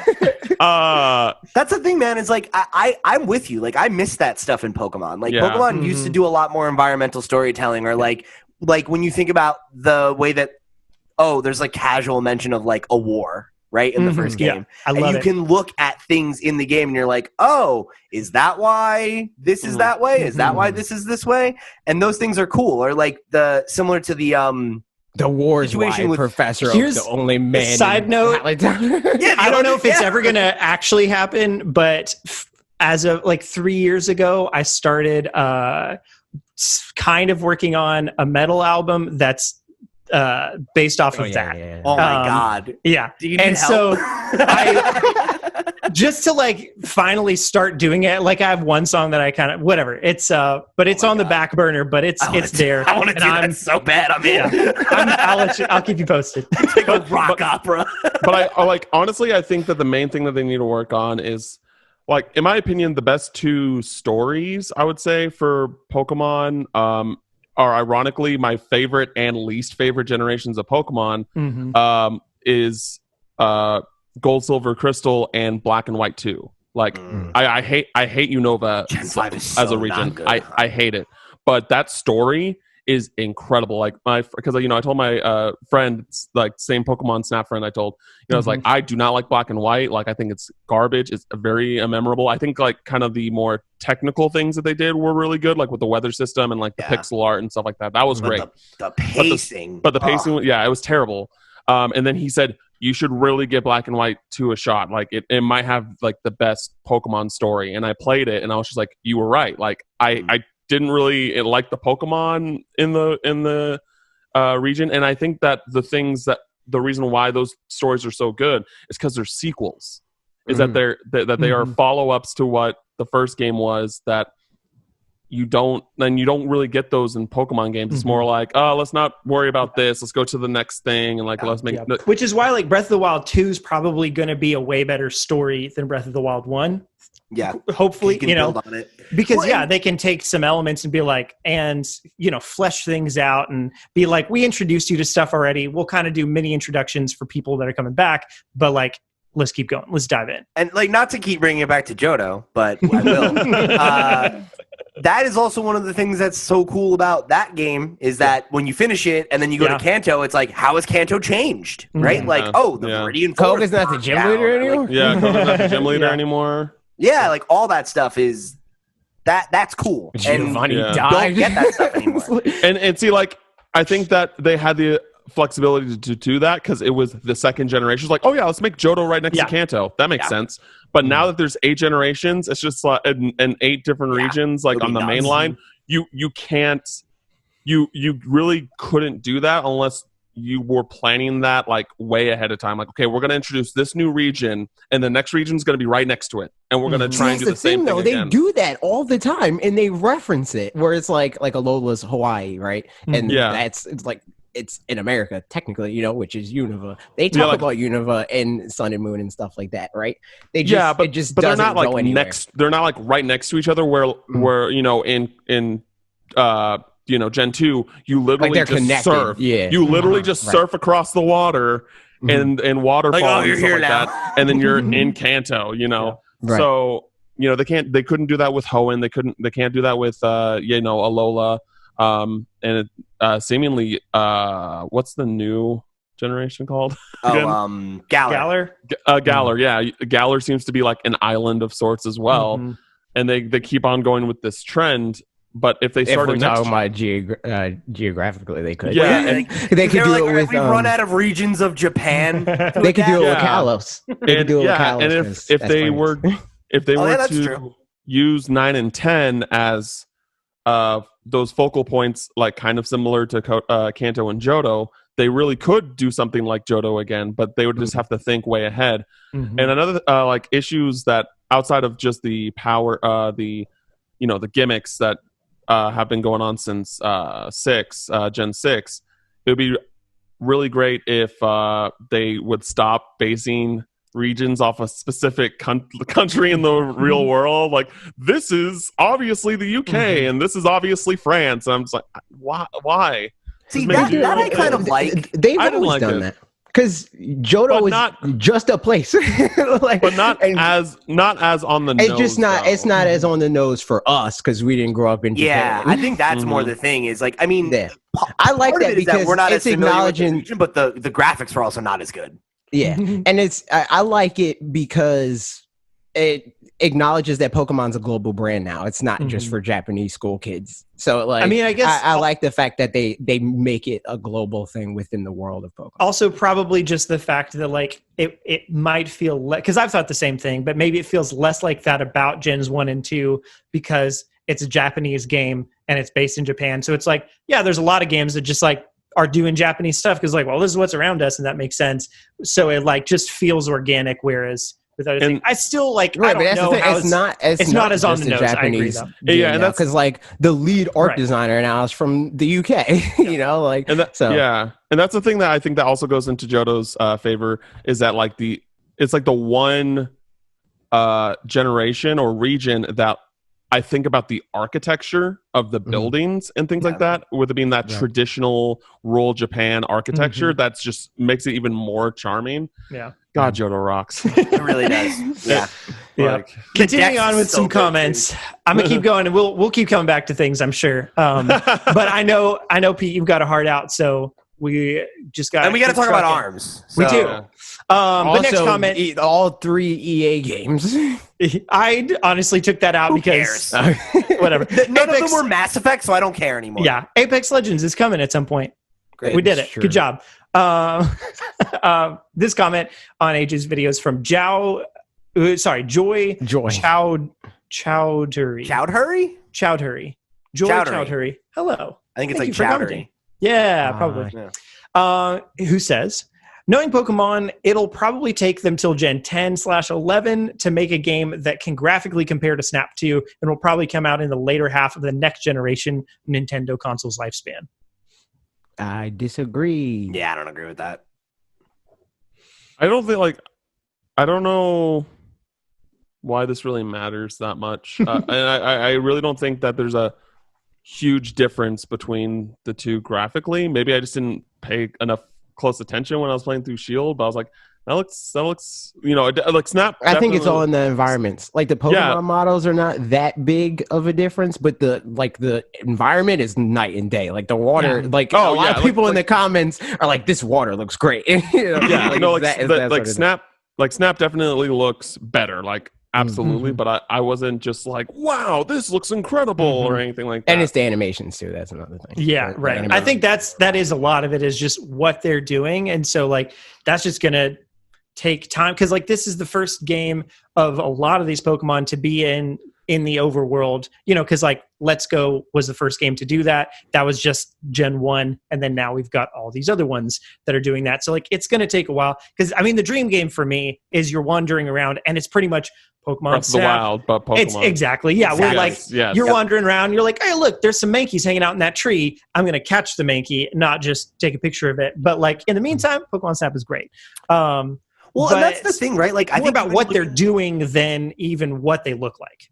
Yeah, and like looking at the DLC, there are more advanced animations. Yeah, and Pokemon have more like behaviors. Yeah, where it's like Whismur. I talked about on one of the many shows that I did this week. Whismur, like, it's terrified of you. Like Whismur is like, no, I don't want any part of this, and Loudred's like, oh yes, I'm about this drama. Let's fight. Yeah, like I had like one of the first Pokemon that I saw that was new was like a Baneri, and it ran up to me and it like made a cute face and started dancing, and I was like, oh. That's a way different behavior than I've seen at all. So I think it's like to be fair, there are certain Pokemon that do that in the original. Especially like when you do the spin thing. Like they'll look at you and they're like, oh shoot, I can also spin, and then they'll spin. Oh, that's cute. I didn't know that. I think it's usually small Pokemon. One of the things to me, so also playing Xenoblade Chronicles, like I feel like those games, both of those, I mean, well, I haven't played Chronicles X, so I don't know. But Chronicles 1 and 2 do a good job of like environmental enemies kind of thing. And them feeling more natural or whatever. The problem for Pokemon is the fact that they have so many of them. There's just so many Pokemon. So like, whereas in an area of Xenoblade Chronicles, there will be 4 different kinds of enemies. There's so many different Pokemon to like do that with. So that's going to be hard for. I don't know if it would be, because they already have like a built-in system that tells you what your Pokemon's personality is, and it factors into your Pokemon stats. Why couldn't it factor into how they behave in the world? Oh, I'm not saying how they behave. I'm more saying. Well, so I guess I didn't quite even say the thing that I was thinking. A couple things. Number one, them having actual pop-in like is fine on a gameplay thing, and it's fine to like, I understand in games that things are going to have pop in, but like seeing them like does make it feel like the game just now decided to put this Pokemon there, and it doesn't feel quite as like organic as being like, I feel like I see a Charizard off in the distance. I feel like Let's Go did a better job of that, where it's like Onyx freaking like burrows through the ground, like that sort of thing. Yeah, so there's things like that I think can improve, but I don't think we need to wait for Gen 10 to 11. Yeah, I think those are all things that, like, to the point that you made in your video, AJ, like those are things that all could come over, right? Like those are all animations that they could potentially reuse. Yeah, it's like everybody but cries reusing assets, but that's going to be the thing that gets us to the point that everybody wants, also, is them reusing assets. I think it's particularly funny when people complain about reusing assets in Pokemon. Like I remember there was that whole thing where people were like looking for controversies, and they're like, look, they reused all these animations from Pokemon and me, and it's like, well, yeah, the Pokemon move a certain way. That's not weird. That would be like, that's brand Bible level stuff. Yeah, like, that's the sort of thing that if you do a sponsorship with Nintendo, they're like, oh no, you can't do that with Pikachu. Rosalina. Doesn't move like this, right? Like you made Mario too short relative to Waluigi, like that sort of thing, right? Yeah. So. It would be the same thing as like you're making the Spider-Man games, and it's like, oh, they copied these positions from the comics. It's like, well, yeah, that's how he moves. That was the point. Yes, that was intentional. Yeah, exactly. Last comment is from Grimhane. Hey, Grimhane. It's a book. It is his brand. Here he goes. He says, I can't help but think of my comment on the last Pokemon video, specifically about the teams working on Pokemon actually collaborating and adding what they've learned to the next mainline game or DLC. I think extending that process out to be wholly different studios which work on individual games but all contribute to each other from the places where a given studio is the strongest would make a great deal of sense for the Pokemon franchise. Instead of trying to be a one-hat-fits-all studio, Game Freak could do what they do best, Game Freak North or whatever, etc. For however many studios could go or could do what they do best, and each then adds that to the Pokemon pot from which any studio working on a Pokemon game could pull from for that game. This would save Game Freak time and money since they wouldn't need to hire people to do this work, and instead of trying to do everything themselves, they'd have resources to pull from who have more experience and who wouldn't be under the same time constraints as current mainline Pokemon games are. Yeah, and that's kind of like what I said in the video, where it's like the one example that I gave was like Genius Sonority. Everybody's like, their story was so much better in XD and Coliseum. Let them do the story then, right? And then have Game Freak do the battle system, and then have freaking Bandai Namco do the environments and the Pokemon animations and stuff, right? Creatures do the modeling. And it's like, it's a similar mentality behind what EA wanted to do with Frostbite a few years ago before they admitted that Frostbite was a terrible engine, where they're like, well, if everyone uses Frostbite, then we can like share assets and like we can, you know, like take an innovation that was made in one game and apply it to another where it makes sense. Or like what Kojima and Guerrilla are doing well. Death Stranding and that, Yeah, I feel like having numerous studios work on the same thing will just potentially lead to too many hands in the cookie jar. Possible. Yeah. So, I mean, like, you know, look at Final Fantasy VII Remake. They gave it to CyberConnect, and they were just like, nah, we're gonna do this all internally. So it's one of those things that, like, I don't know, like I get that. I think it really just depends on how much you give them, because Pokemon games are already kind of developed by committee, but they're not wholly like that. They're like, all right, let's borrow 3 people from creatures. They do that sort of thing, rather than to say the stuff that's not like creative, like leave the creative end to one team, but do all the like grunt work with another team, like how they have port studios. I mean, it's kind of like Monolith soft helping with other, like Breath of the Wild, yeah, whatever, and like how Retro helped with Mario Kart 8. Like most Nintendo games, most games that are AAA, period, have like ex-dev teams working on the game. I agree that if it was like a CyberConnect situation where CyberConnect had control over creative, right? It was like they were co-developing this game. They weren't just like a cog in the machine, but a partner in the development. I agree. They shouldn't do that sort of thing. Yeah, totally. But I think they definitely need more cogs in their machine.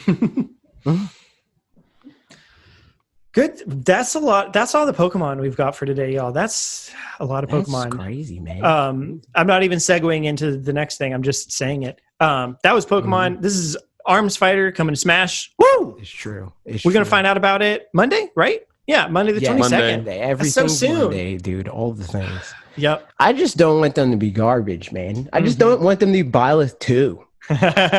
Make them good. I am real. Or maybe not. Being an Arms character. Like I loved Arms, and I feel like that game. I was so mad that they didn't have an Arms character at launch. I agree. Was so mad. Yeah, I totally agree. Yeah, and that seemed weird. Yeah, I really wonder. Well, so I mentioned it in my video this week because it was about Smash kind of related stuff. But I really wonder if they did it on purpose because they are planning on doing an Arms 2, and that this is like a kind of rekindling of that instead of just having it as a fighter in the original, at which point we would have sort of forgotten about it. It would have gotten lost in the mix by now. But this way you get like a big hurrah for that'd be tight. I'm down for that. And they did announce the last update to Arms, I think, just recently. So that could also potentially be, a point in that camp. I don't know what I'm trying to say. A point towards your theory there. Yeah. And we talked about this a while ago where I was like, which Arms fighter is it? And then Parker had the theory about like multiple ones, which I don't think works with how Arms works. I've taken my hat out of that. I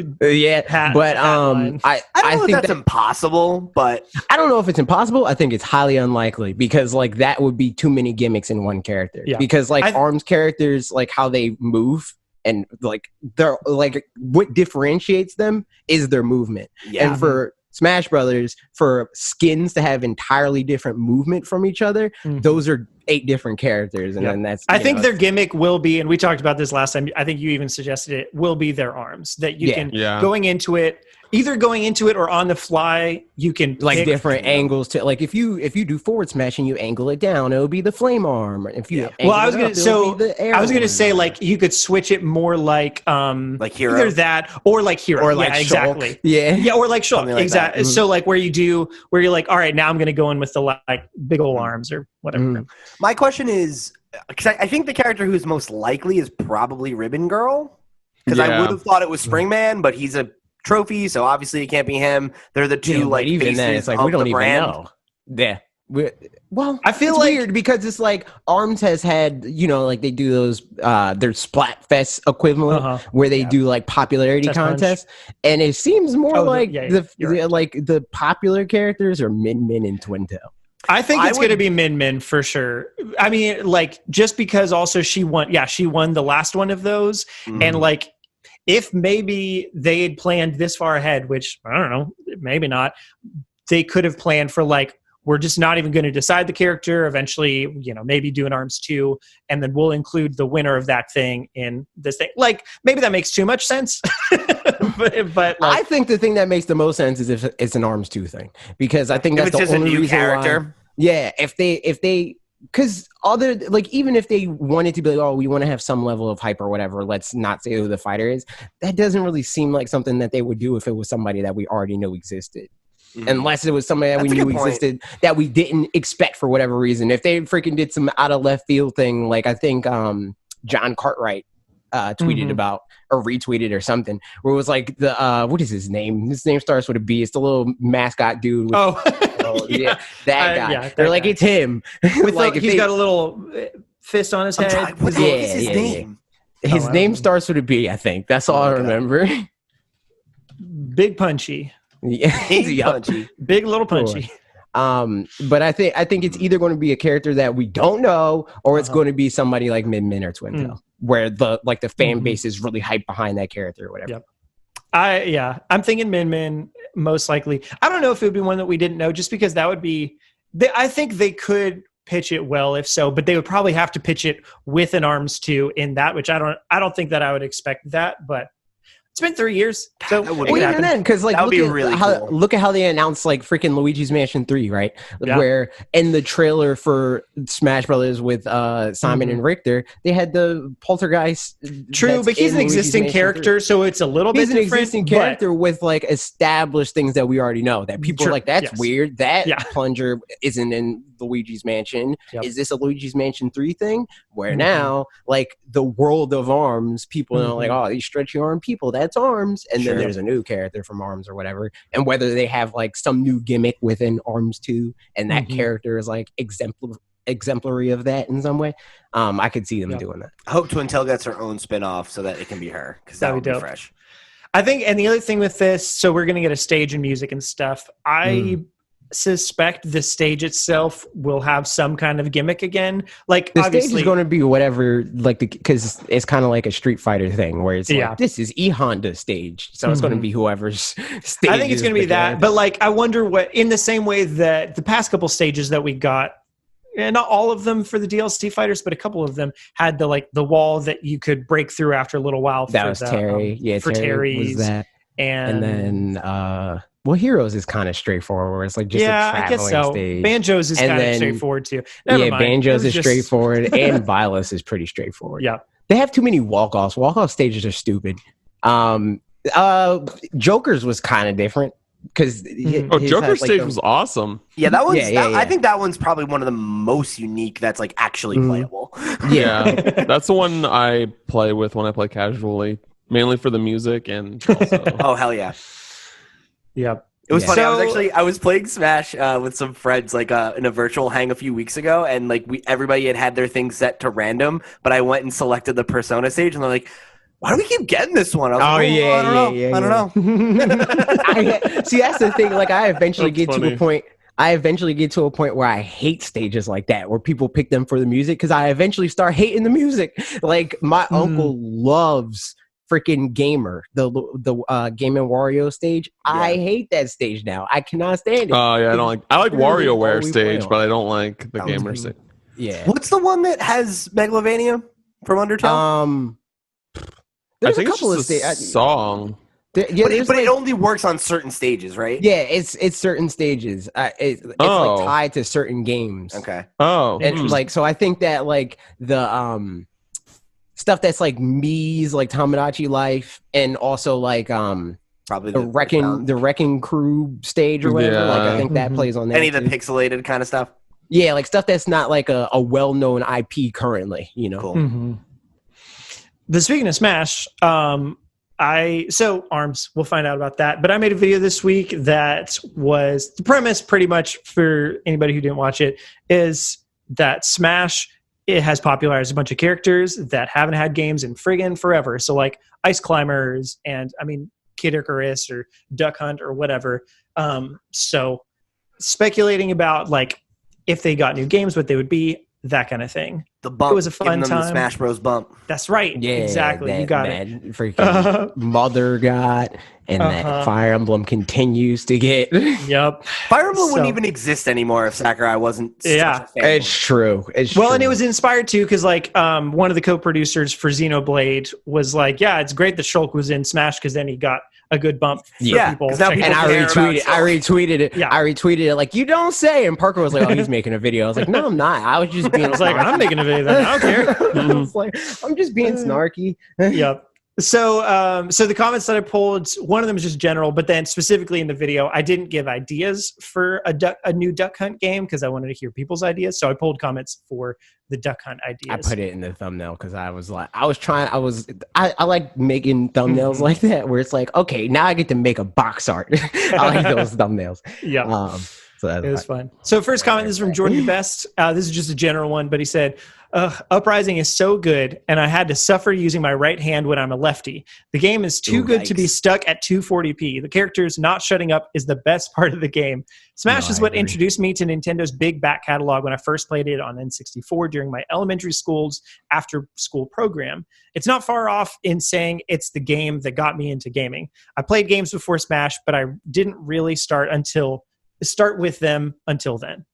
Mm-hmm. I think a lot of Nintendo fans have that experience with Smash, and I think like the original Smash, like obviously had the whole where you could go like read the character bios and everything. Yeah, like right. I know for me, like and Melee also like trophies. I was gonna say Melee. I think is Brawl where took it even further.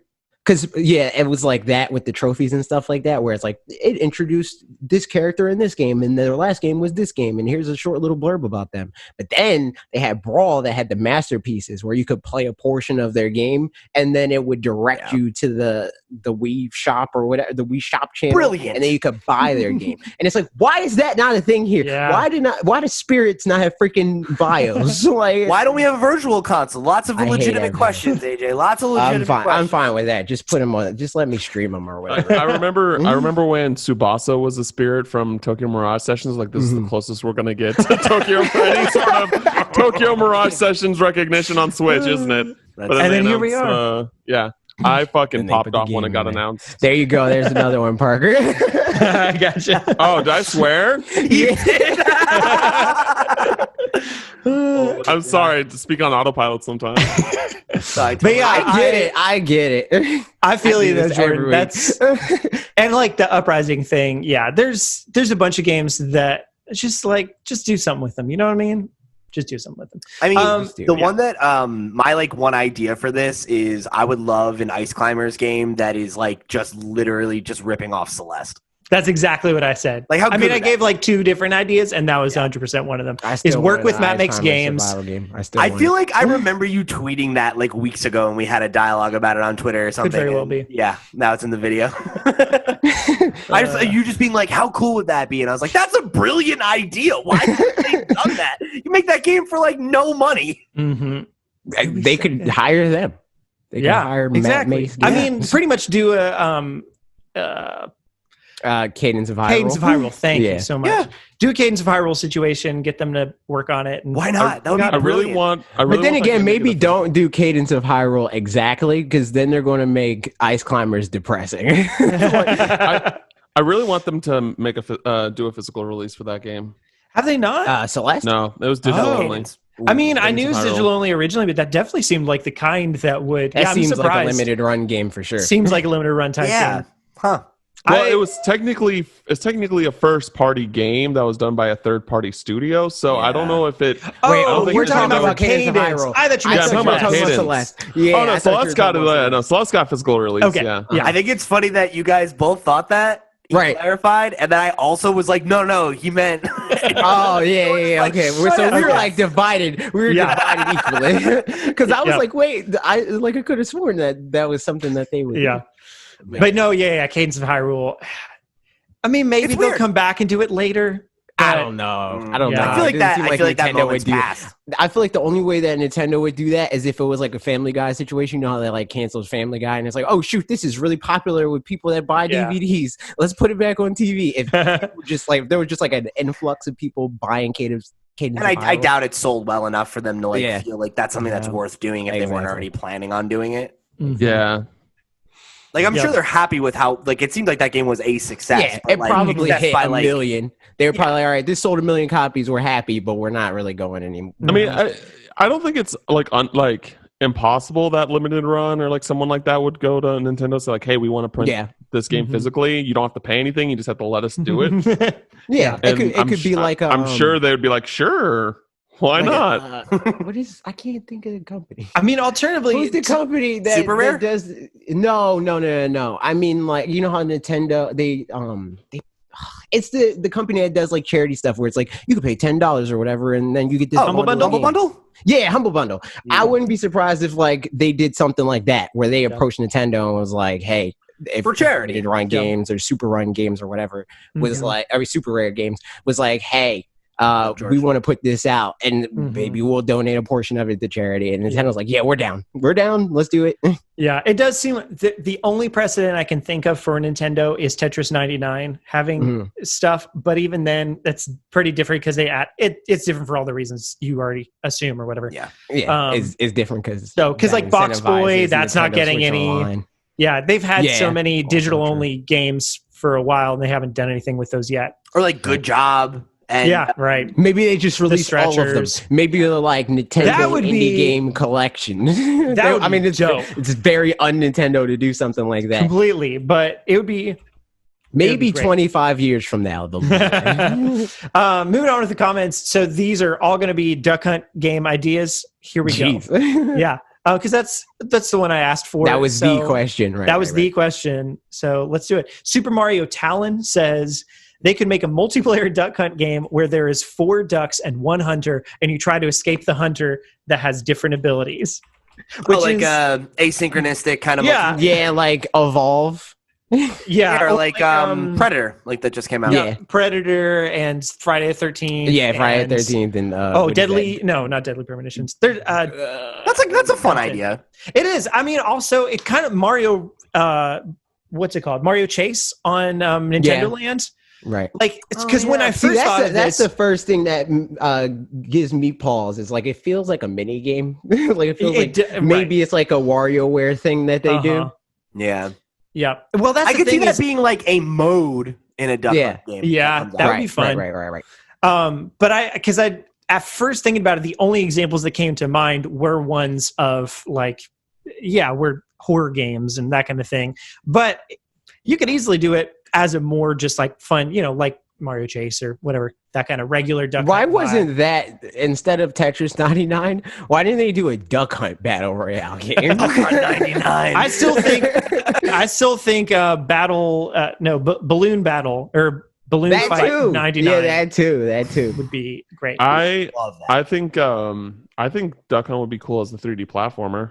That's Yo, that'd be dope. 100%. So here, I'll read a comment that's saying that, and then we'll keep talking about it. So 2 comments actually. One said Duck Hunt would be a good 3D platformer, kind of like Spyro. It's Bassem Salama. I'm sorry that I didn't say your name. I got carried away. So Bassem Salama said, I think Duck Hunt would be a good 3D platformer, kind of like Spyro. And then Okay, Diego, but who are we playing? Are we playing the duck? I think maybe the dog. You would- playing. No, Or you'd the be dog, I guess. the dog with the bird that help you fly across Yeah. gaps and things. It's like a Oh, Banjo-Kazooie so you're thinking- situation. You're thinking like the Smash Brothers iteration of like what? Yeah. Duck Hunt is. Yes. Yeah. Banjo, like Banjo style. Yeah, that could be Yep. cool. Yeah, because like in the Duck Hunt game, they hate each other. They're like antagonistic. Well, specifically, the duck probably hates the dog. I don't know if That the duck hates is the dead. Yeah, like they have to like work together or something to stop a mutual threat or Yep. something. Exactly. All right. And so another comment, same idea that continues off of that. Diego one comes from- Calderon. Yep. You did it.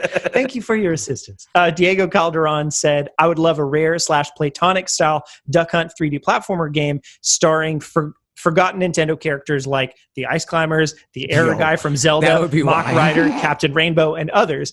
It could have a really great style of humor, and it could be done by a Western studio. Platonic would be nice. These deep That cuts. would be wild. Such well-known Nintendo characters. Is the Error Guy, Mach Rider, and Captain Rainbow. They gotta put the freaking, the action figure dude. What was his name in the Wii U ads with the guy that was playing Zombie U? It was like the Miiverse announcement God, thing. yeah. They gotta put him in it too. Mhm. It's a fun idea because especially if you're going into, it's kind of like some of those fighter games where it's like a bunch of indie game. Oh, like Brawlhalla. Yeah, exactly. Yeah. I guess not Brawlhalla, but yeah, that kind of a thing. Like the ones, is it Nice America? No, Nicholas makes, where you have a couple of indie games that's in there, and then the rest you really don't know. So for this, like they'll get, they're like, oh, I know Ice Climbers, but you don't know the rest, but it works out. The Error Guy. The Error Guy. That's great. Next comment. This is from Mize Tori or Mystery or something like that, who said, if Duck Hunt were to be revived, I think an arcade rail shooter would make the most sense. Having you follow the dog through a streamlined level and having him collect whatever you shoot down. There could be different themes, such as Mario theme where you shoot down paratroopas, or an Animal Crossing theme where you shoot balloons carrying presents, maybe even a Smash theme. I think for this sort of video, that's thinking too small. Where it's like, look at all the success that we've got from Fire Emblem, and like, look at how big of a deal Mother is. Where it's like this huge. Every time if they ever announce Mother 3, it's crashing the eShop frame one, even like pre-order the pre-order sort of thing, right? For them to be like, we're making a Duck Hunt game, it's the arcade shooter, $15 on the eShop. It wouldn't get the same hype at all. It wouldn't. But again, if, I guess if it's a like mini game situation, you could do that. If they put it in WarioWare. No, this is part of the Waluigi game. Yeah. You are Waluigi chasing or following the dog. And the last comment, this is from Small Bacon, which is great. Small Bacon left a very, very long comment that was great with all of the different franchises that I mentioned, different suggestions for games with those. So if anybody wants to read some more ideas, go check out his comment or her comment on there. But I pulled just the Duck Hunt one because we don't have a million hours. But here we go. So Duck Hunt. As much as I love the original Duck Hunt, I doubt fans of the characters from Smash would like shooting the duck in a literal sense. My idea is to make Duck Hunt a 3D platformer more similar to Ty the Tasmanian Tiger rather than Banjo and Kazooie. It would have more of a focus on combat and exploration. The gameplay would have you play every part of the trio. The dog to run and fight, the duck to fly and fight, the zapper to look around and shoot. This would allow the game to play as a third-person dog and duck, but a first-person shooter. It's a weird concept, but I think it sounds fun. And then Make it a VR game. It sounds like a VR game. Oh, that would be... It does, yeah. I'm going to come back to that would make thought. The most sense. Yeah, I'll come back to that thought in a second. Then finishes up by saying, my idea for story is that you and your pet dog live together on a farm, but suddenly a bunch of, insert predator names, kidnapped a whole flock of ducks. The only kidnapped. I love it. The only one that was able to escape was a single duck that accompanies you to help rescue the whole flock. The chosen duck. With this, the other ducks function almost like collectibles that maybe can reward you in the process. At the end of the game, you can unlock a new minigame mode, which allows you to play the original game, now in 3D. I want to say this is just a simulation because it would seem redundant to save the ducks just to suit them. I think that's a good idea.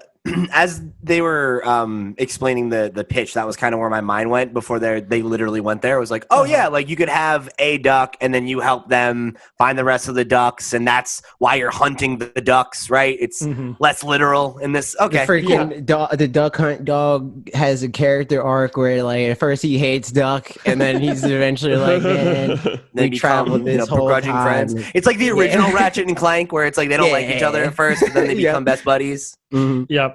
I do think, going back to your VR idea, I think that would be a good way, kind of like Nintendo Land, to bring back some of these franchises, is like, if they can lean more into the VR thing, do another one of those minigame collections. Give me like a really good realistic balloon fight VR where I feel like I'm 100 feet in the air, like trying to stomp on people. Do you guys actually have the Labo VR?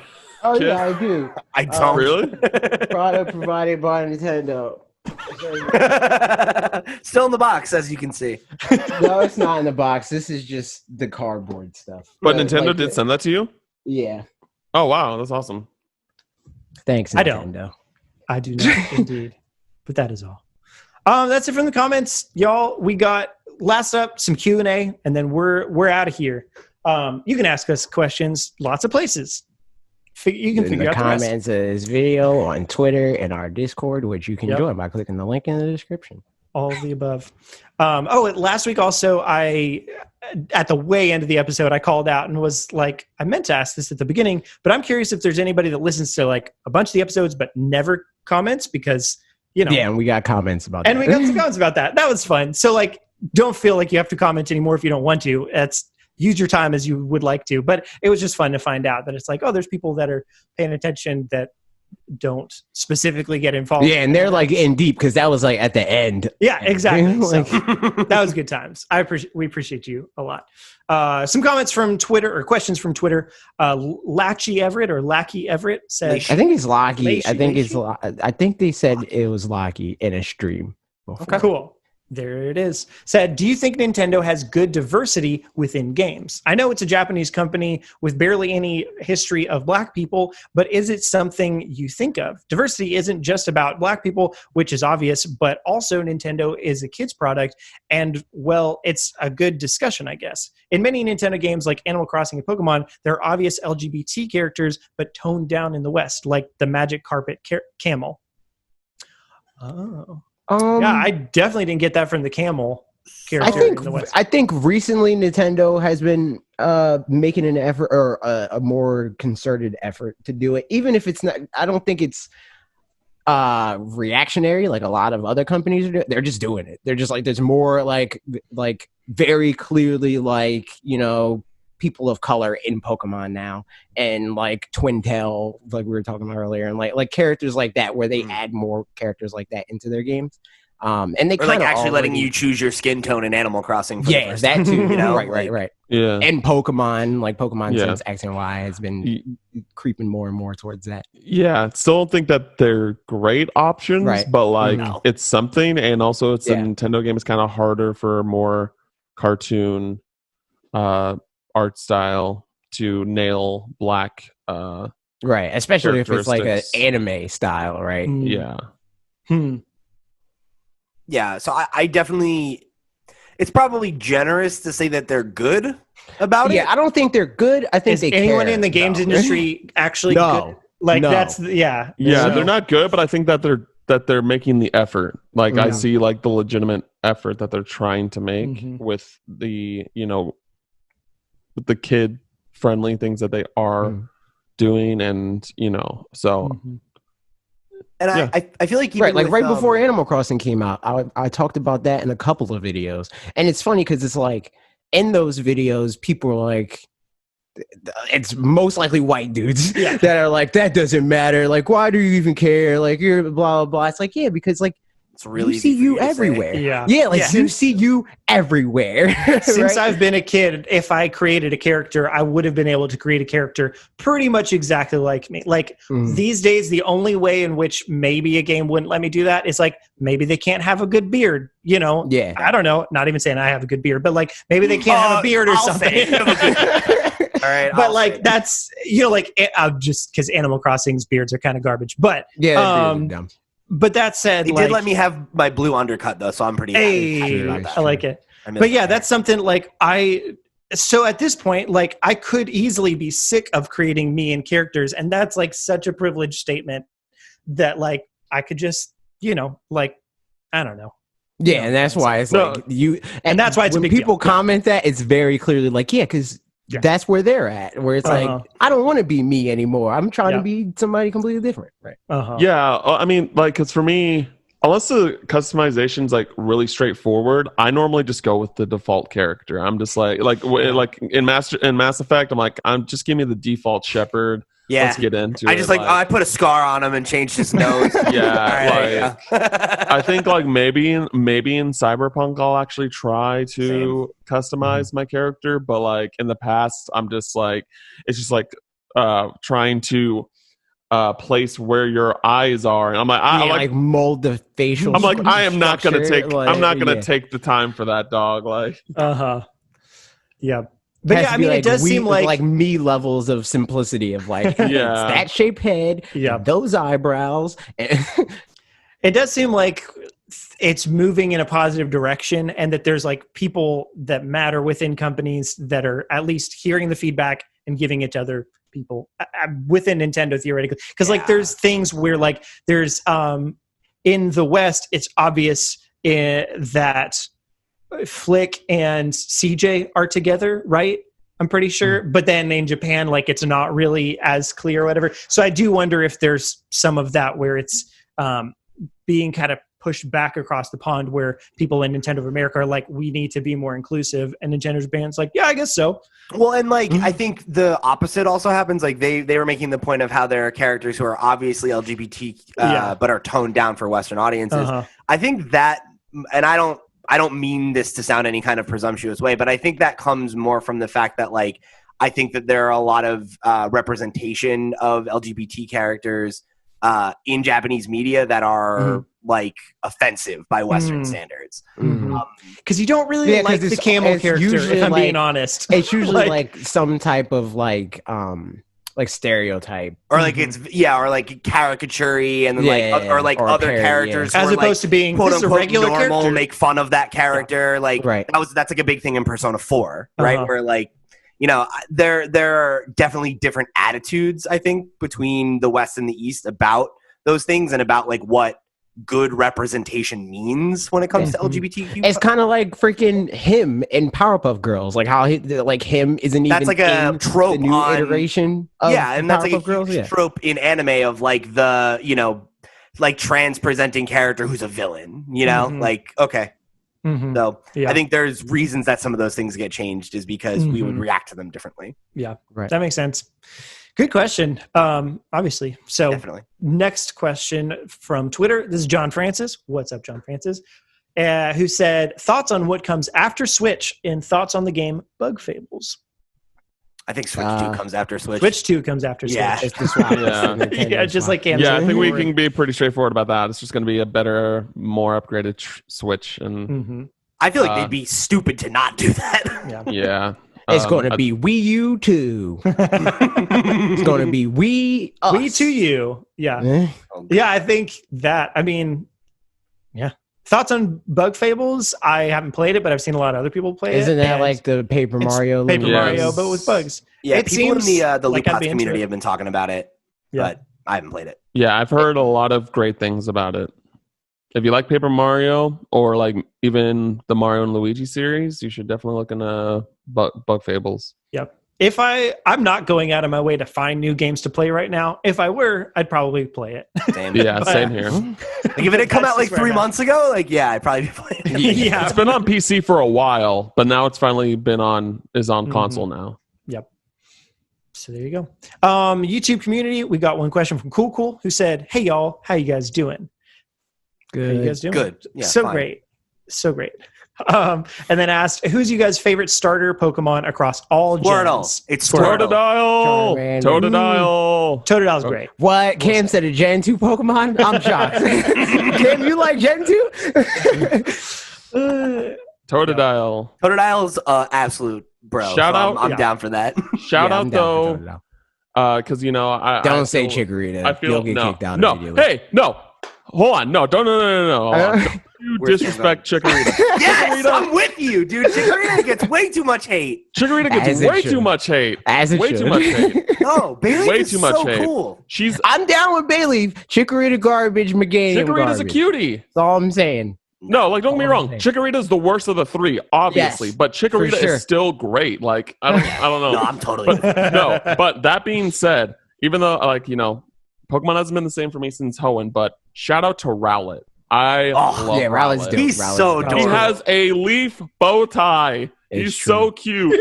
I really wish I liked Decidueye more because of how much I like the first two in that line. I like Decidueye. I do not like Rowlet's second form, the emo Oh my god, boy or whatever. Yeah, that's emo hair. it's It's so freaking so good. dumb. It's I so love it. stupid. No, He's so that's stupid. Chrissy Teigen like cringe face there. Oh my god, it's no, I mean, like Rowlet yeah. is probably my favorite love it. grass starter of all the Pokemon. So, and then my fire would who's my be favorite grass starter? Cyndaquil. Favorite grass starter. He's probably my favorite fire starter. My favorite Yeah. grass starter has to be Trico because I think it's the only grass starter that I picked grass. Trico's Like I great. went out of my way to pick a grass starter. Here's the thing though, like for all my favorite starters, I just wouldn't want them to evolve. I just want them to be in their cute little beginner forms and just stay there.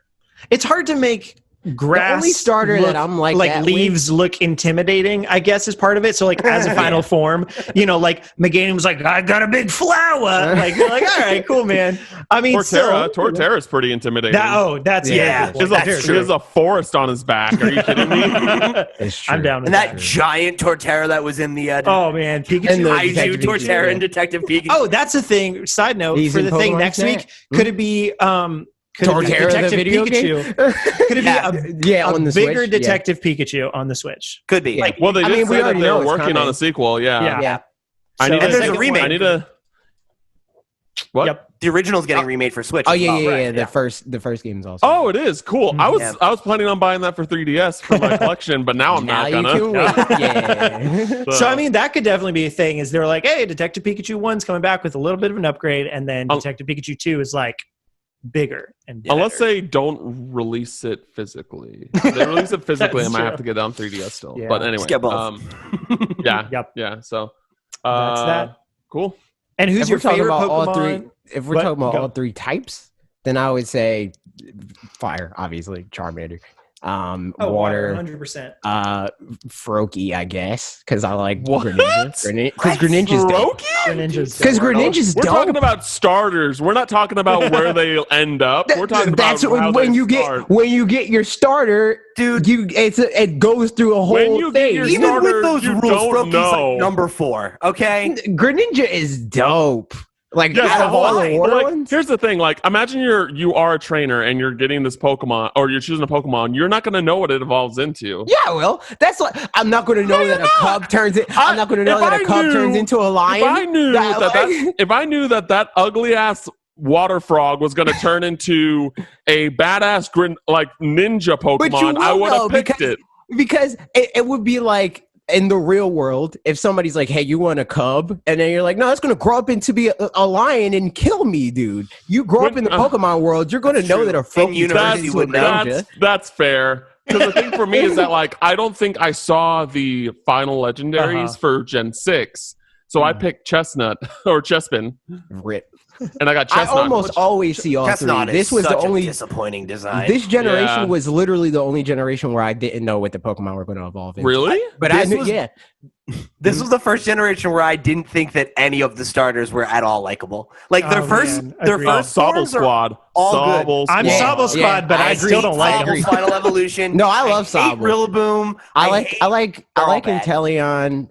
Rillaboom's dope. No, I love Score Rillaboom. Bunny's the only But I one don't that I like the hated. first I was two like, "You're a evolutions. fire bunny?" Like, really? Honestly, like unpopular Bunny's the opinion, basic one. but Mhm. like I'm always water, but I like This- Grookey's design better than I do I Sobble's. hate Grookey's design. I hate it. Yeah, I like what? Rillaboom though. I like and I Grookey. think Thwacky looks stupid. Like Thwacky's just Yeah. the dumbest That's a Pokemon. terrible Pokemon. It's He's terrible. just it's so stupid. I hate It it. just, So I mean, ugly. yeah. But yeah, I But went Rillaboom's dope though. He's dope. He's just freaking Goku. He's Super Saiyan 3 Goku. Yeah. I'm tired Yeah. of humanoid Pokemon. And within Pokemon He's a Shield, gorilla. so- What does that even mean? That's how he does. He has Super Saiyan hair. It's weird. I don't Oh need my that. God. Oh Like- my God. Cool continued Oh, by God. asking, who's your favorite Pokemon in all of Sword and Shield? of Gen 8 Pokemon. Mm-hmm. For you me, need tier list I about this. think because my team ended up being primarily, I think, Kanto Pokemon. By the time I was done, Dude, or Gen Um, 2 yeah, I know. So I think out of the new Pokemon, I mean Yamper is adorable. I love corgis, so Yamper was great. I also Yeah, really Yamper's liked great. Eldegoss. Yeah. That dandelion looking Pokemon. I really like that one. It reminded me a lot of like Roserade, and I really like Roserade. So I'm into Corviknight. I mean, I don't know that it's He's my really favorite, cool. but like off the top of my head, that's the first one that came to mind. The big steel demon bird. Yeah, it was just like it was we already dope. have Skarmory. I also like Skarmory, so works out. I do really. Sometimes like I forget that he's a Johto. It's a Johto Pokemon. Like I thought it was a Hoenn Pokemon. It feels like a Hoenn Pokemon for sure. Yeah, because it comes up a lot more often in Ruby and Sapphire than they did in Gold and Silver. Yeah. So because like you only see him in Blackthorn, so it's like by then your squad's set. It's like, what am I catching Skarmory and using it for the end of the game? No. no. Not it. I think mine is probably Kabaraja. I really love elephants are like arguably my favorite animal, and I'm gonna have to look that one up for me. he's the big old elephant. Elephant. Its first evolution is awful cute too. Yeah. I dig that line a lot. And I really liked both of the like new Kanto evolutions. Like Sirfetch'd is awesome. I love him, and I really like the Galarian Rapidash as well. Galarian Rapidash looks like fanfic, but Yeah, but like good fanfic. Yeah. I don't know. Most of my favorites are favorites because they're like just so dumb. Like Ice Cube, I freaking love Ice Cube. Ice Cube's great. I love Applin. And I like Toxel because Toxel is just a baby demon. Like just has a diaper and everything. Yeah. Yeah, I'm still just kind of looking through these because a lot of these Pokemon I never saw through my playthrough. But yeah, Yamper definitely is up there. Boltund is cool too. Worst Pokemon, also Eternatus. Just saying. Oh my god, yeah. What a boring. He's the bad end of fanfic. Yeah. He's the 4chan side. He is exemplary of the two kinds of Pokemon designs I am so sick of, which are let's take a cute animal and turn it into like weird furry bait, or let's make a Digimon. Like Lopunny? Yeah. Wait, and what? like it's just What Pokemon is this again? Eternatus. It's Eternatus? Eternatus. Yeah, it's probably the last Eternus? one.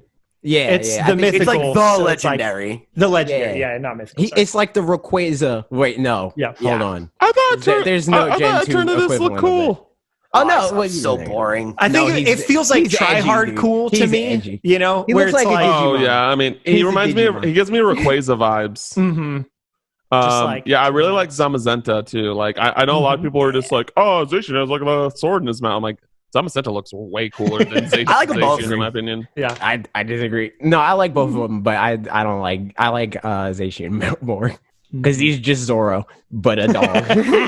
Which side very, very unrelated, but I have a scar randomly on my foot that like I looked at it and I was like, it's straight up just a Z that's underlined, and I don't know where it came from at all. I'll take a picture and put it on Zoro, Twitter dude. later because why not? But like, yeah, I just have a Zoro scar on my foot. It's very bizarre. And it's like a perfect Z.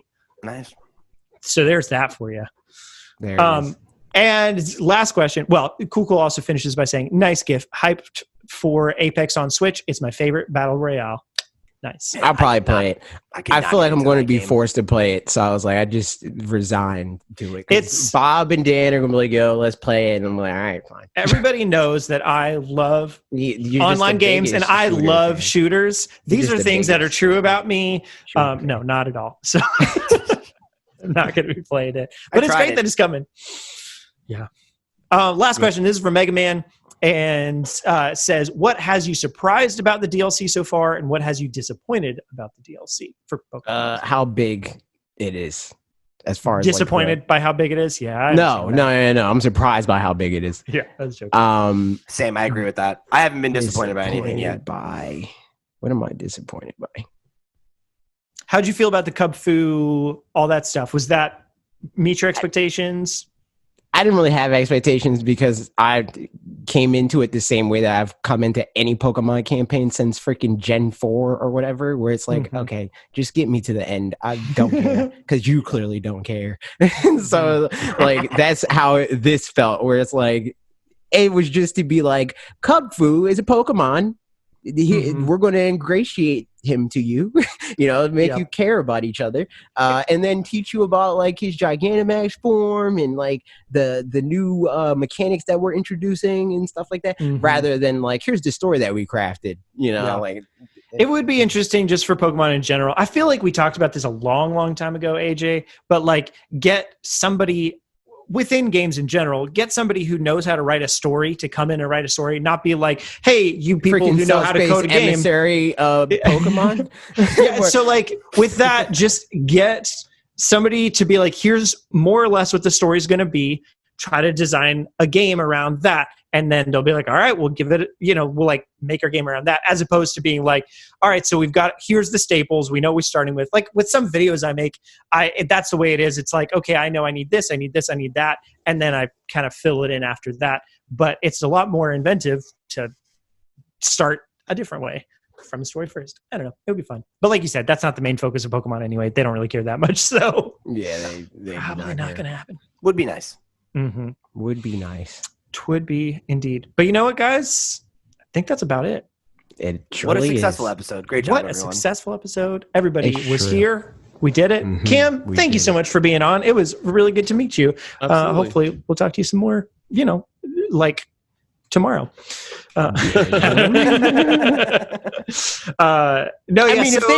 if they announce freaking Let's Go Johto, he has to be on the podcast. Yeah, it's true. Pete, thank you also for being on for your first time ever, your inaugural visit. Always happy to come on. You're pretty good at being on this podcast, Pete. You should be on more. Just a natural, Yep. But that's it from us. Thank you so much for listening. Do all the social media things, whatever. Check out all if you're the still stuff. listening It's gonna here, be you in know the the things. Go in the description. Check out LootPots. Check out Dualshockers. Check out Cam's article that should be up now. Yep. Yeah. We were talking about. Nice. Check out all I the just read things. your one, the Mitchell, that dude, the one you wrote most recently, I guess. Yeah. Whatever. Side note, it's what a thing, What a thing. That story's pretty wild. Yeah, it is. For context, anybody, it's I forget his name, Billy Mitchell. Thank you. Guinness Book of World Records reinstated him. Yeah. As Donkey his Kong records or whatever. But I think we are all probably in agreement still that it's like, no, he's kind of the worst. Yeah, he's a garbage. And probably, Yeah. I don't know. But Cam, you know way more about it than I do because you did. I don't know. I'm kind of like.